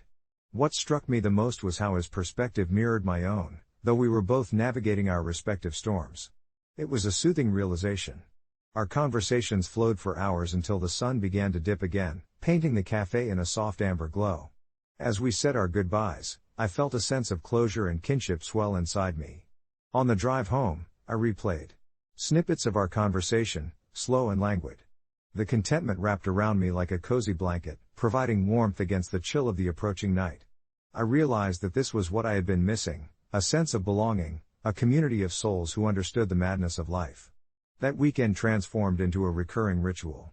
Every week, Evan and I would meet at the cafe. Anyone who wanted to join would spill into our circle, growing it gradually, each encounter adding more threads to our intricate tapestry. The chaos that had once felt isolating started to transform into a shared adventure. After several weeks of companionship, I found myself engaged in a deep conversation with Claire one evening, her laughter still echoing in my mind, fueling my memories. "Have you ever thought about the stories we tell ourselves?" she asked, her gaze serious yet playful. I considered her words, realizing the stories we construct are often influenced by our fears and desires, but they are also colored by who we choose to share them with. "What if," she continued, her eyes sparkling with curiosity, "the narratives we create are just reflections of who we surround ourselves with?" The thought sat heavy in my mind, blossoming into something that felt almost profound. We shared a moment of silence, letting the weight of our conversation linger in the air like the scent of freshly brewed coffee. In that moment, with the glow of the cafe surrounding us, a realization struck: the stories we've sewn together over a cup of coffee, delicate yet resilient, were allies against the chaos of uncertainty, and I understood then that we had built something truly special. Weeks later, during a particularly rainy evening, I poured myself a cup of tea and settled down to check the Ask Reddit post again. I was awash with nostalgia as I scrolled through the comments, noting how my simple story had invoked reflections and heartfelt responses from so many. Suddenly, one comment caught my eye. It was a message from a user who shared a similar experience but with a surprising twist. They had followed the same train of thought as I had, reached out to others, and eventually uncovered a hidden talent for writing. "Thanks to that post," they wrote, "I've published my first short story anthology, and it's been a healing process." Chills ran down my spine as I realized how powerful our connections had become, each of us acting as stepping stones for one another, guiding those lost in their storms to discover new paths. Inspired, I spent the rest of the weekend reflecting on my own journey, contemplating how I might weave my experiences into a narrative of my own. Although the narratives we tell ourselves may be shaped by fear, the courage to reach out creates bonds that can turn chaos into something beautiful. I began to write, crafting my own story of connection, seeking to share it with all those who were still swimming through their own storms. As I penned the first words, I remembered Claire's laughter, Evan's compassionate ear, and the joy of a shared cup of coffee, realizing that our lives are a collection of stories waiting to unfold, entwined in the laughter and learning that arise from togetherness. And with each word I wrote, I could feel the lightness of connection wrapping around me, reminding me once more that even in the chaos, there is beauty, if only we dare to reach through it. You wouldn't think something as simple as a horse could cause a rift in a family, but here I am, sitting at my kitchen table, staring at the vet bill that's become a symbol of all the chaos. I never imagined that dealing with my two beloved Arabians, Bella and Zeus, would lead to me sending an invoice to my little sister, Liv. It all started when she turned 16 and, in a burst of teenage whimsy, decided she could help me with my horses. It was a sunny Saturday afternoon, the kind that lulls you into a sense of easy comfort, when Liv bounded into the barn, her ponytail bouncing behind her. I was mucking out the stalls, the earthy smell of hay and a hint of manure filling the air, when I heard her excited voice cutting through my thoughts. "Can I bring my friends over to see Bella and Zeus?" she asked, her eyes sparkling with possibility. "Sure," I replied, though I secretly wondered why she thought her friends would care about horses. A couple of hours later, a gaggle of giggling girls squeezed into the barn, each one more enthusiastic than the last. They fed the horses treats, petted them, and eventually, much to my horror, began scheming about breeding. I tried to interject, reminding them all that it wasn't just a game. "Breeding is a big deal, Liv," I said, keeping my tone light but firm. "It's not just about having cute foals." But she brushed me off, somehow convinced it would be a fun adventure. It was a naive, childish thought, and I didn't really think she would pursue anything further. But I should have known better. A few days passed, and one evening, I strolled out to check on Bella and Zeus only to find Liv and her friends unsupervised in the pasture. The horses were separated by a flimsy fence, and Liv stood in the center, hands on her hips, gesturing animatedly. I felt a pit in my stomach as I rushed over. "What on earth are you doing?" I nearly shouted, my heart racing. Liv grinned. "Zeus and Bella are going to have a baby," she declared, her eyes wide with excitement. "I let them out together." The realization hit me hard. What if they actually tried to mate? My mind spun with scenarios. Sure, Zeus was gelded, but my sister clearly didn't understand the implications of what she had done. I could feel every muscle in my body tense as I ushered her friends out, grounding myself in the moment, but inside, a storm was brewing. Sure enough, the next morning, Bella had a minor injury from the chaotic encounter. I watched them both for days, my anxiety gnawing at me, before finally taking them to the vet. The bill was astronomical, and as I stared at the figures, I felt my love for my sister turn into frustration. I scrawled an invoice of my own, detailing the unnecessary vet expenses. The hesitation was brutal. Do I really send this to my sister? After a sleepless night and a barrage of self-reflection, I hit send. I thought I'd feel a rush of relief, but instead, dread washed over me. I couldn't shake the feeling that I had crossed a line. When she received it, the silence was deafening. I waited, heart thudding, bracing for the fallout. Liv finally responded with tears, accusing me of being a heartless sister. I felt sick. All I had wanted was to protect my horses and prevent any future mishaps. But in my quest for retribution, I felt I'd maybe soured the bond between us. It took days of barely speaking to each other before we could even sit down and hash it out. We both cried, she apologized for being reckless, and I confessed how much the whole ordeal had shaken me. We came to an understanding. She would look after Bella and Zeus, and I would be more patient. It all felt surreal, almost haunting, how a simple mishap turned a common Saturday into this ping-pong of emotions. I realized that while I might have been justified in my feelings of frustration, I could have handled it with a bit more grace. As I sit here now, sipping a cup of tea, looking out at the pasture, Liv is out there with the horses, brushing them with a focus I hadn't noticed before. Maybe we both learned something, after all. Life with family isn't easy, and it's definitely a balancing act. As for the vet bill, I now simply consider it an investment in understanding each other better, a reminder that family, like horses, might need a bit more guidance to grow. I find myself smiling as I watch Liv, a little focused whirlwind in that wide expanse of green, her tangles of hair whipping around her face in the breeze. It's almost humorous how she can draw those horses into her orbit. They seem to respond to her presence.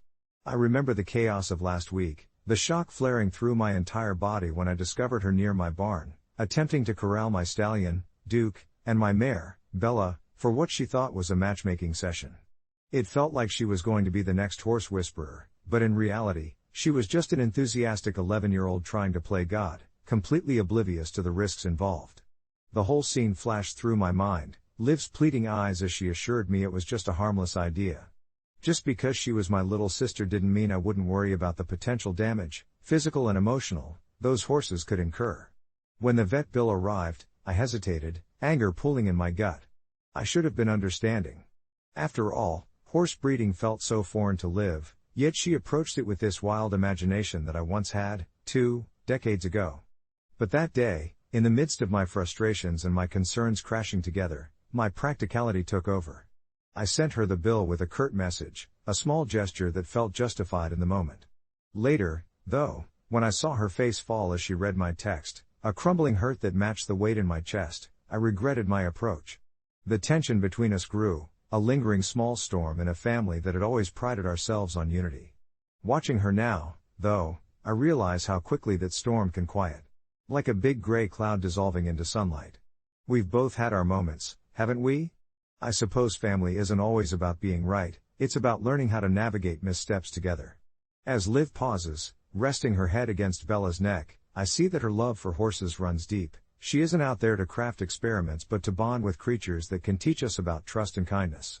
And just like that, with every brushstroke, I can feel the tension washing away, moving not only through her but through me.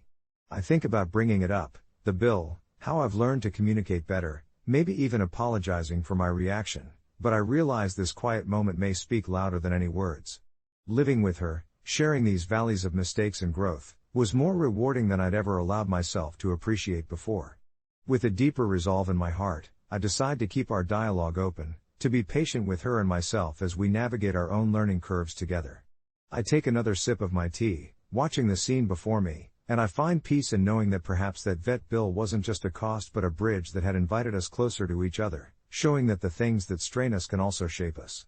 As I sat there, watching Liv methodically brush each horse with tender strokes, I felt an overwhelming sense of clarity wash over me.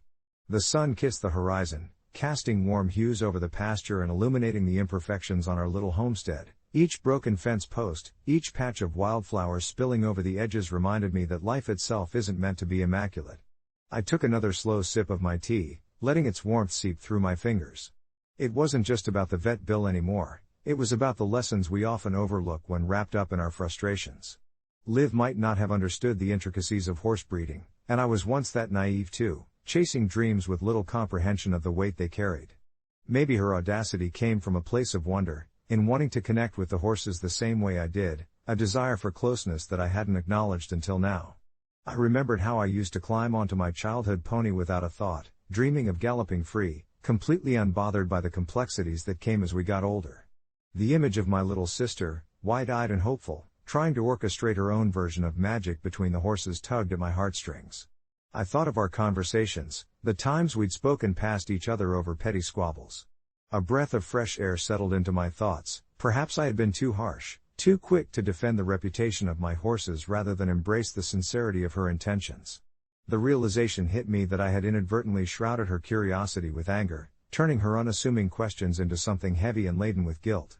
Watching her now, I noticed the way her lips curled gently, humming a tuneless song as she brushed. There was a quiet joy to that moment, a reminder of the innocence we often forget in this busy world.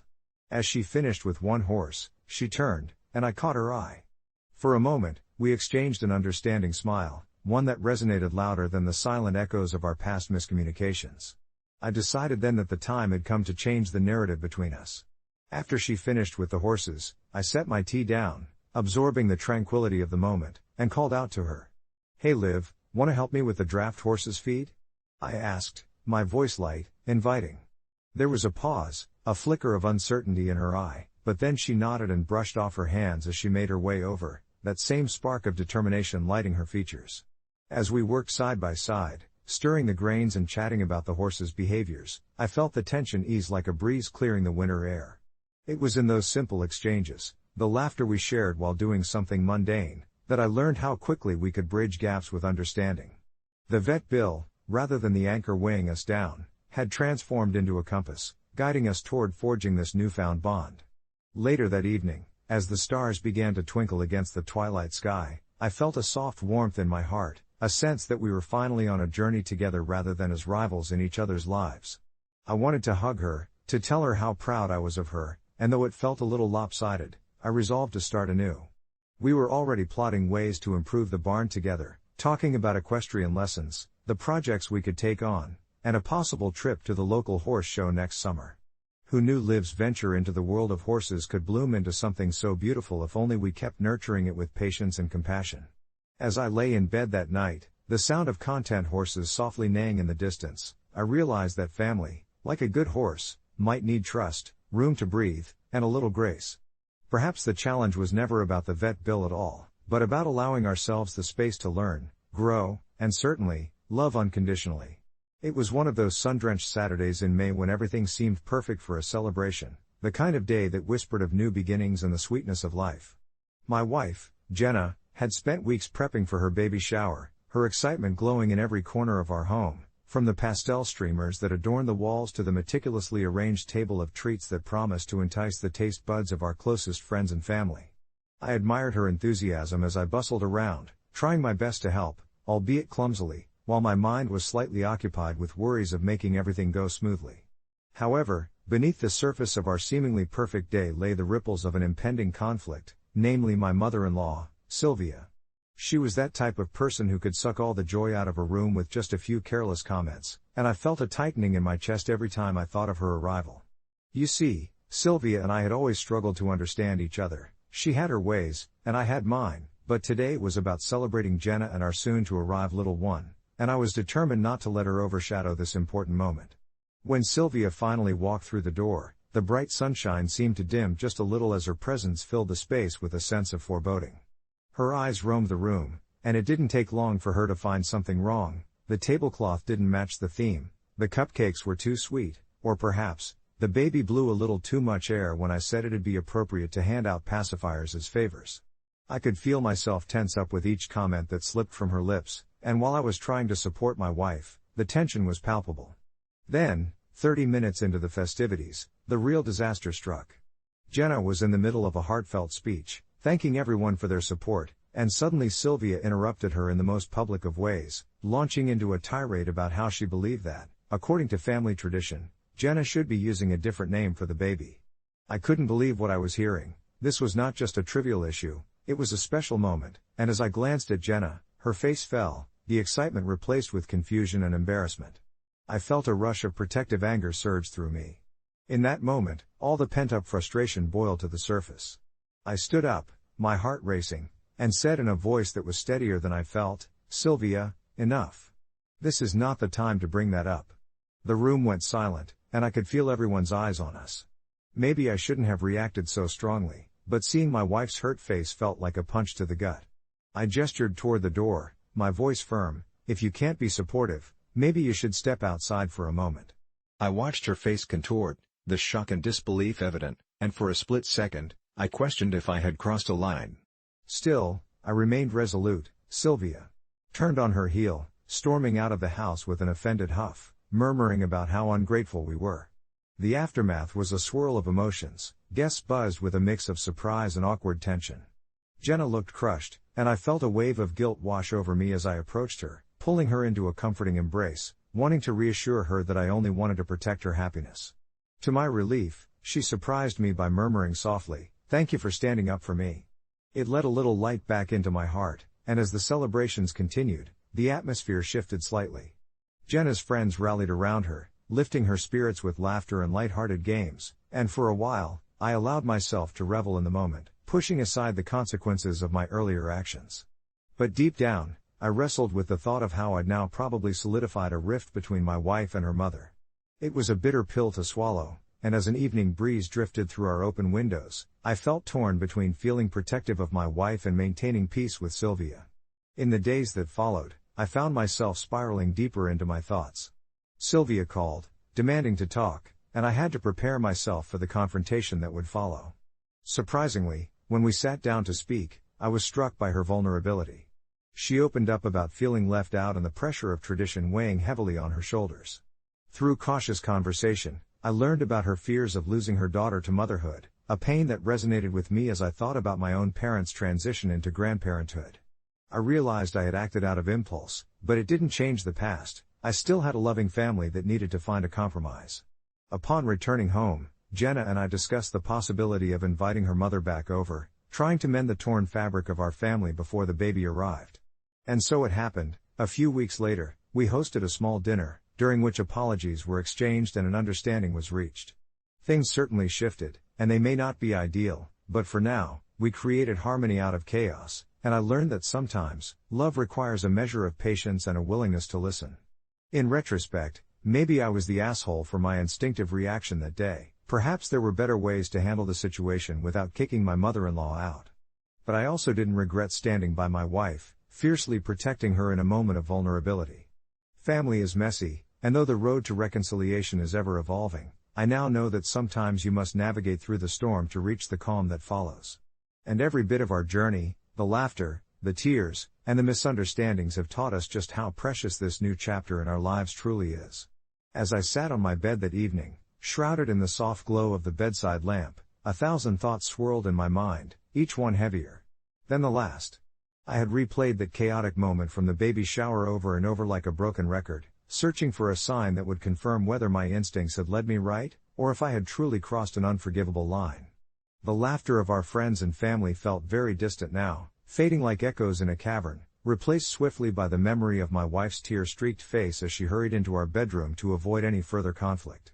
She was carrying the weight of impending motherhood, stretched tight like a thin thread, and it had taken just a few careless words from her own mother to snap that thread. Seeing her heartache had ignited a fire within me, one that I wasn't sure I could contain. My mother-in-law's unfiltered comments blended with the uneasiness of the day, how she had seemed so determined to insert her perspectives on parenting, as if she was the one digging her heels into the ground while our lives were changing in uncharted ways, a territory that belonged to my wife and me alone. As the evening unfolded, I found solace in preparing a calming chamomile tea. The ritual seemed to slow time, allowing me to breathe in deeply and let the warm scent engulf me. I climbed into bed, the blankets cocooning me in a false sense of security while I waited for my wife to return. Minutes stretched, but just as I began to worry, I heard the softly creaking door hinge, a familiar sound that stirred a mix of anxiety and comfort. My wife, her dark hair tousled and eyes reflecting remnants of sorrow, slipped quietly into the room.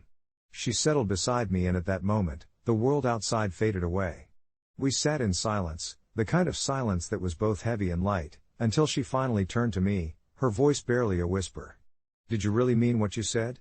The question hung in the air, and I felt my heart race, unsure of whether she was referring to my outburst at her mother, or my unending commitment to her. I rested my hand on her knee, wanting her to feel the certainty that buried deep within me, a promise of support and love. "I did," I replied, swallowing hard. "I would do anything to protect you, to give you the space you need to breathe and to enjoy this moment. I just wish it didn't have to turn out like that." Her eyes glistened as she listened, and before I knew it, she was leaning into me, softness enveloping the tension we had been navigating. "I don't think you're the asshole," she finally sighed, and with that, a weight lifted. We spent hours talking, recounting moments of laughter and joy shared with friends that day, allowing ourselves to drown out the negativity that had seeped in. It felt cathartic to process the situation as a team, dissecting my mother-in-law's motives and her unwavering beliefs regarding parenthood. In the days that followed, we tentatively re-established connections with family, recognizing that confrontation wouldn't mend the fragility of the relationships we had nurtured. I called my mother-in-law shortly after our heart-to-heart, a move that surprised even me. Over the phone, feelings bubbled to the surface, empathy and forgiveness teetered on the edge as my throat went dry with uncertainty. I told her my side, we both teetered around our truths, and even though her voice was laced with defensiveness, there were moments of understanding, like threads stitching together the rips in our bond. It was humbling to recognize that the older generation often has their own baggage, fears and regrets hidden behind open mouths, bursting at the seams during celebrations meant for joy. It wasn't easy to navigate those conversations, but every effort became a stepping stone toward healing. Gradually, we created a delicate truce.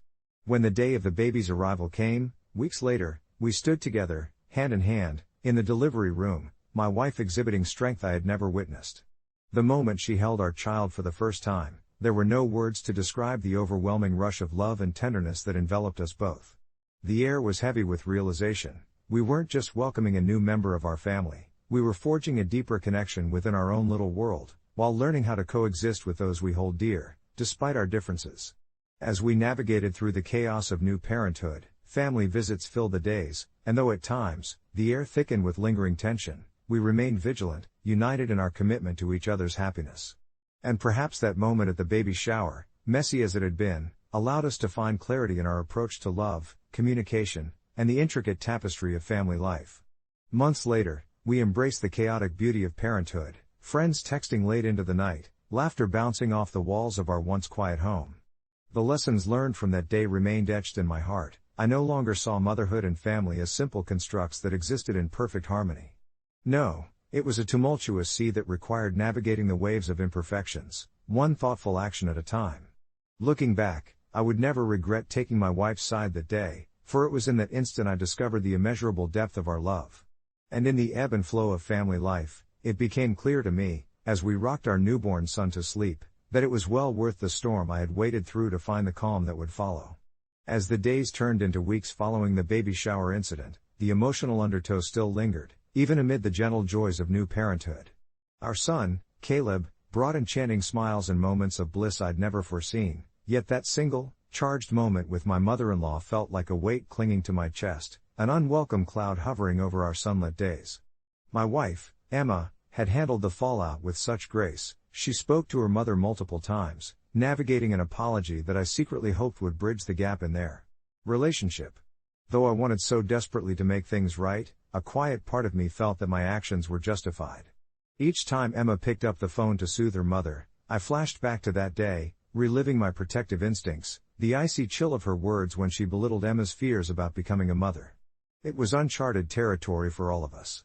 The little things that had once seemed minor began to feel monumental. As we decorated Caleb's nursery, laughing over colors and themes, I learned a lot about the fragile nature of our lives intertwining. Every department of parenting was steeped in endless questions, yet those moments forged bonds even tighter than I'd ever experienced. I remember specifically one evening, wrapped in a cozy blanket, Emma nursing Caleb while I sat close, watching them share an intimate world of their own. In those tranquil moments, I wiped away insecurities about my role as a father and husband. Those vibrant emotions painted love all around me. But it wasn't long before I could no longer ignore the changes in Emma's demeanor. I noticed the slight downturn of her mouth, the glances she threw towards her phone as if waiting for a message that never came. After a few days of deliberation, I finally asked her if she wanted to reach out to her mother again. Emma sighed, her brow wrinkling as if I'd pressed on a still fresh bruise. "I wish things were different," she finally said, her voice trembling. I didn't want a rift between us. She was always someone I leaned on. Her admission hung in the air, light but heavy with meaning. I wanted to heal the fracture that my reaction had caused, yet I also grieved for the rift I had helped create, feeling like I had been cast into the rolling waves without a life preserver. Gradually, I came to appreciate that even when we feared failure or confrontation, the need to confront uncomfortable truths was indeed the path toward resolution. One day, I encouraged Emma to write a letter to her mother, to express her feelings as authentically as she could without the pressure of a direct conversation that might stir the tide once more. It seemed therapeutic, piecing together thoughts that had flitted away amidst the chaos of emotions. Watching her pour her heart into that letter ignited a sense of calm in me. Life could be met through love, however imperfect, however messy. Weeks later, I returned home from work to discover Emma sitting in the living room, her expression a mix of anticipation and anxiety. "I heard from Mom," she announced quietly, gripping Caleb against her chest. The love in her gaze was infectious, simultaneously bringing peace and apprehension to my own heart. She explained how the letter had opened a door. The words flowed freely between them as if acknowledging the storm for what it was, without casting blame. Her mother, too, admitted her shortcomings and regret, recognizing the tempest that had brewed without her even realizing it. Their conversation meandered into a heartfelt exchange about expectations and the bonds that can both bind and separate family members. I could sense the heaviness lifting from Emma, creating space for laughter again, for joy, even among our challenges. Perhaps in some strange way, inviting her mother back into our lives would provide the companionship needed, not just for our son's milestones but also for the caregiving that would render our family life richer. Everything led up to the moment when we decided to invite Emma's mother to meet Caleb. On that warm Saturday afternoon, a few delicate clouds drifted across a sunny sky while the laughter of children reverberated through the air from nearby playgrounds. I prepared myself, half anxious but hopeful. Emma's mother arrived cautiously, her hands clutching a small gift, a soft blanket for our son. I couldn't help but see the nervousness in her actions as she approached, aware that old wounds were still healing beneath the surface. However, when Caleb gazed up at her with those bright, curious eyes, I saw something magical happen. Love blossomed amid uncertainty. As they shared clumsy but heartfelt moments in the nursery, it struck me how bridges could be patched and construable walls dismantled in small, careful increments. My heart swelled as I saw Emma guide her mother, pointing to Caleb's tiny fingers, her proud tone showcasing the sweet chaos of our family life. In that moment, I realized that we all carried our storms in different ways, yet together, we could find harmony amidst the noise. By facing not just my mother-in-law but my own fears, I learned that family doesn't come with guarantees, rather, it evolves, beautifully scarred yet resilient through the tides of time. We could only hope for a sturdy vessel, crafted from understanding and compassion, to sail us into calmer seas. And perhaps for now, it was enough. I still remember the sound of my heart thumping in my chest, a primal rhythm interrupted only by the low hum of chatter from the family gathering. Christmas had always been a chaotic blend of laughter and light amidst the stress of looming responsibilities. But this year felt different, it felt heavy. My Uncle Harold was the center of attention, regaling everyone with elaborate tales of his upcoming surprise vacation to the Maldives for his daughter's Christmas gift, a trip that might as well have been a vacation of the gods. A sun-soaked getaway, oceans kissed by golden rays, while I sat a mere 10 feet away, feeling the tightening knot of resentment coiling in my stomach, the air thick with something bitter and unspoken. Just a few months back, he had borrowed $700 from me, promising to pay it back by summer, but summer had turned to fall and was now fading into winter, and here he was, talking about flopping on a beach while I was left holding the weight of unpaid debts and dwindling savings. The world outside the window streaked with winter sleet seemed a stark contrast to the sun-drenched life he was about to embark upon. I hadn't begrudged him his joy, but as he continued to expound on the grandeur of this vacation, my fingers involuntarily clenched around my glass, my knuckles turning white. I could feel the warmth of the room, the lights twinkling merrily above us, while my thoughts swirled with unease and doubt. Was I being unreasonable? Was it wrong to feel this way about family? They say money and family don't mix, and yet here I was, struggling to reconcile my love for my family with the hurt of when it felt like we were no longer on the same playing field. With every laugh and cheer from the gathered relatives, I felt the walls closing in around me, pressing on my chest until I could hardly breathe. I thought about his daughter, how this vacation would be something magical for her, a memory that would last a lifetime. But that didn't change the fact that I needed that money, too: bills, groceries, a pair of shoes that didn't have a hole worn through the sole. And then something snapped inside me, birthed from a mix of frustration and desperation. My voice broke the laughter like a sudden winter chill cutting through warm air, and I caught everyone's attention, all faces looking towards me. "Harold, can we talk about that loan?" The room fell quiet, the joyful energy draining from my words as the focus shifted from dreams of sun-soaked bliss to the heavy topic of debt. Harold looked taken aback, his expression shifting from jovial to defensive, his boastful demeanor deflating like an untied balloon. "What are you talking about?" he replied, the twinkle in his eye replaced by something darker. I could feel the weight of my words, like stones thrown into a placid lake, rippling out to the circles of family surrounding us. "The $700 you borrowed? I really need it back." There was an awkward silence, filled with muffled gasps and glances exchanged between family members, their expressions a mix of shock and, I could swear, a hint of contempt. I'd broken an unspoken convention, drawn back the curtain that shielded our family's fragile dynamics. Harold bristled, his pride wounded yet hidden behind a facade of casual irritation. "Come on, you know I'm good for it," he replied, the bravado slipping back into his tone. "This trip is for Sarah, don't make this about money now." But it was all about the money I had graciously lent him in confidence, thinking I'd be repaid before the year turned another page. I saw the embarrassment flicker in his eyes, fleeting yet sharp. I pressed on, my voice steadier than I felt inside. "I shouldn't have to feel guilty for needing what's already mine. I saved up for ages to lend it to you."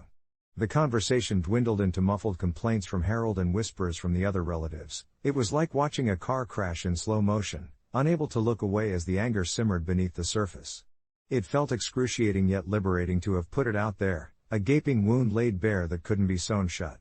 In that moment, I realized the cost wasn't just material, it struck at the very heart of familial trust, turning us both into strangers fighting for something that had once been given freely. The evening wore on, and Harold eventually retreated from the conversation, a shadowy figure reclaiming the spotlight with half-hearted laughter. But I had crossed a threshold, and though the breadcrumbs of resentment might linger, I felt a strange lightness, an acknowledgement of my own needs amid the familial chaos. The unease didn't dissolve entirely, but I found peace in confronting the truth, and I experienced the beginnings of guilt dissipating, leaving space for clarity in its wake. A few days post-Christmas, I received a text from my uncle, a simple "Hey, let's get together, I'd like to clear the air." He'd agreed to pay me back in installments, starting with the first next week. I felt a rush of mixed emotions as I read the message. Relief washed over me. Yes, but with it came a creeping wish that things didn't have to be difficult, ignited by the knowledge that confronting him had altered our relationship forever, shifting some foundational floorboards that would never return to their original status. I realized then, processing this new ground we stood upon, that sometimes, families could only rediscover themselves through honesty, grimy and raw as it may feel, but worth the discomfort for the sake of healing. As the weeks progressed, I found myself caught in a curious limbo. Each time my phone pinged with a message, my heart fluttered with a mix of anticipation and anxiety, anticipation for a glimpse of the man I'd once called my uncle and anxiety about what each check-in would herald. His first payment arrived promptly the following Friday. I remember sitting at the kitchen table, staring at the envelope that bore my name, the familiar handwriting inside. It felt strange, like crossing forbidden ground, as if opening that envelope would further peel away the layers of our relationship, revealing the raw truth beneath. The moment I pulled out the check, a wave of relief surged through me, quickly followed by an echoing reminder of his promises. The feeling was bittersweet. I was grateful for the money, of course, but I couldn't shake the heaviness in my heart. That Sunday, family dinner rolled around, and with it came a palpable tension gnawing at the corners of my mind. We gathered in my parents' living room, the air thick with the scent of my mom's famous roast. Laughter bubbled up around the room as my relatives exchanged jovial stories, their raucousness contrasting sharply with my internal struggle. I could see my uncle from across the room, dapper in a sharp suit that made him look 10 years younger than his age. He was animatedly sharing plans for the trip to the Maldives, his daughter perched atop the arm of the couch, her excitement radiating. She beamed with pride, blissfully unaware of the cautious glances exchanged between her older cousins and me. Each vivid detail he described felt like a dagger to my gut. The sun-drenched beaches, the luxurious villa, the words dripped with privilege while the reality of his debt loomed heavy behind them. I swallowed hard, recalling our conversation from a few weeks back, the discomfort we'd navigated, and the truth I had dared to share. Eventually, I caught my uncle's eye. His expression shifted instantly. Gone was the carefree demeanor he wore when speaking of the Maldives. Instead, it was replaced with something akin to shame, or perhaps just a flicker of guilt. I hesitated, wondering if I should follow through with this newfound understanding between us, or allow silence to wrap around us like a thick fog. But as the evening wore on, the bravado in his words became harder to listen to. The laughter felt hollow. I clenched my jaw, trying to focus on a game of charades unfolding nearby, but inside, I was seething, a simmering pot about to boil over. Then, as if on cue, the family buzzed around, exchanging placid nods, all oblivious to the storm swirling in my mind. I stood up abruptly, meeting him halfway across the room, and as I did, time felt suspended. I couldn't fully articulate what drove me to speak, but the warmth of his laughter abruptly halted as I reached him. "Can we talk?" I asked, my voice barely above the restaurant chatter that reverberated around us. His face paled slightly as he glanced over at my parents, then nodded stiffly. We stepped into the adjacent kitchen, the cacophony of family momentarily muffled behind the door. "About the Maldives," I started, carefully measuring my words, "it's just..." I took a deep breath, forcing myself to be honest. "I don't understand how you can afford that when you owe me $700. There was a pregnant pause, and I could feel the air thickening between us. His eyes flickered with indignation before his shoulders slumped, exhaustion crumpling his facade. "You're right," he breathed, running a hand through his hair. The honesty in his tone caught me by surprise, a raw admission that echoed back through the familial halls we wandered. In that space, I sensed the weight of secrecy being lifted, if only slightly. As we stood there, the conversation slowly unwound, the debts, the choices he'd made, the regrets he wished he could reclaim. I saw him, not as my uncle who flaunted his apparent wealth, but as a flawed man grappling with his own decisions, navigating the murky waters of his life just as I was navigating mine. Both of us had been on different paths, yet somehow, we arrived at the same crossroads. It was hauntingly familiar. When we exited the kitchen, I felt lighter, as if the dark clouds surrounding us had drifted apart even just a little. In the weeks that followed, my uncle resumed his payments, each one a silent promise that allowed us to rebuild an invisible bridge that spanned the chasm between us. Conversations became more open, and laughter wasn't forced anymore. It returned, gradually, restoring warmth to our gatherings. Eventually, he began to involve me in his plans, allowing me to express my dreams of traveling, not to the Maldives, but to places I yearned to see, and I recognized the transformation. I understood deeply now that confronting the hard truths had not obliterated our relationship, rather, it had reformed its very foundation.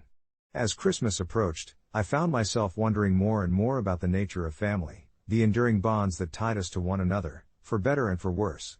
Something closer to understanding blossomed. Perhaps, in our raw exchanges, we were somehow rediscovering the essence of connection, imperfect yet precious.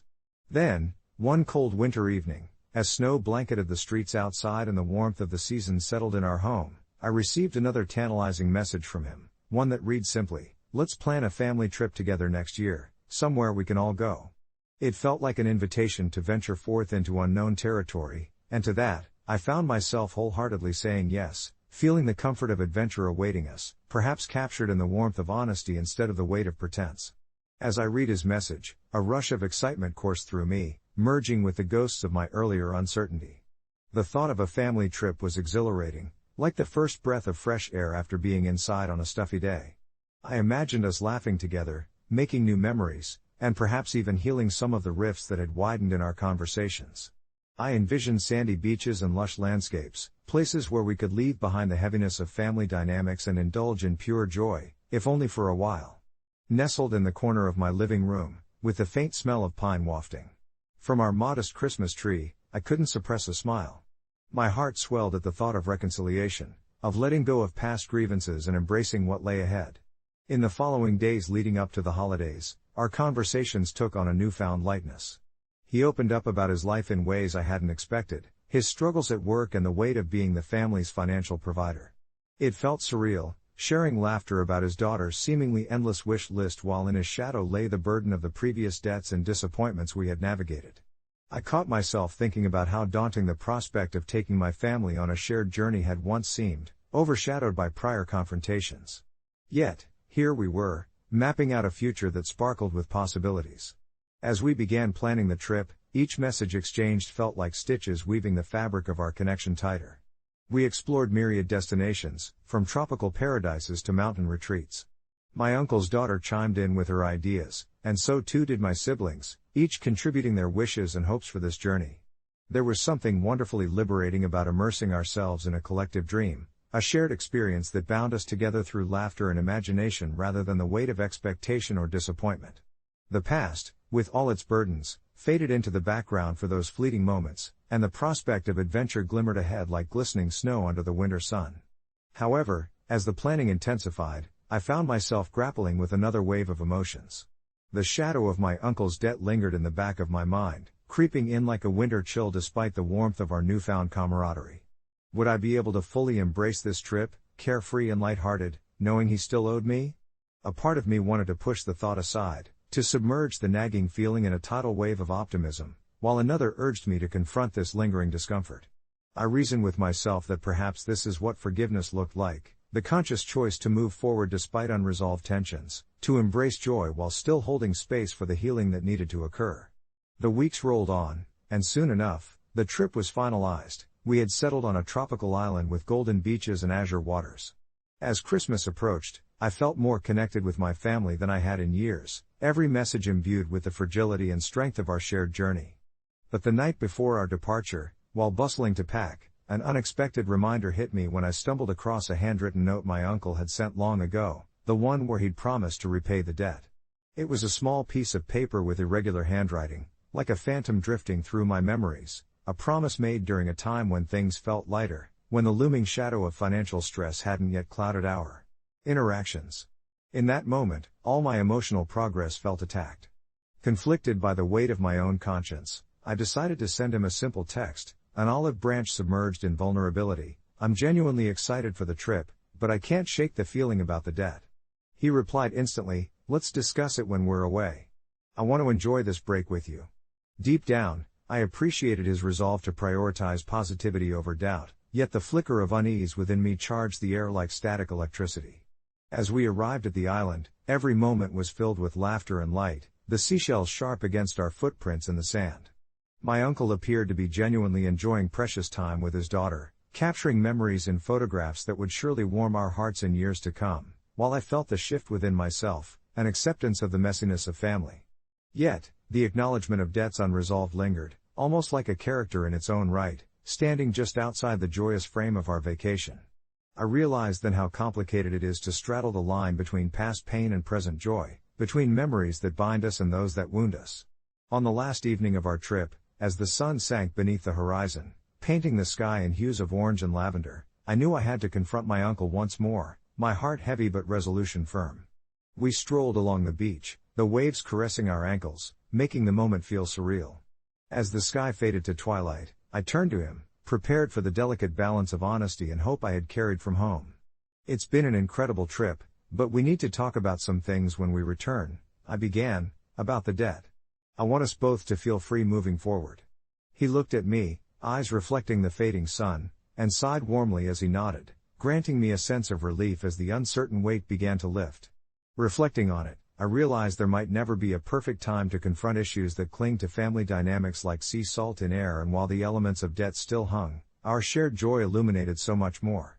In vulnerability lies freedom. Sometimes, that's where the trips of a lifetime begin.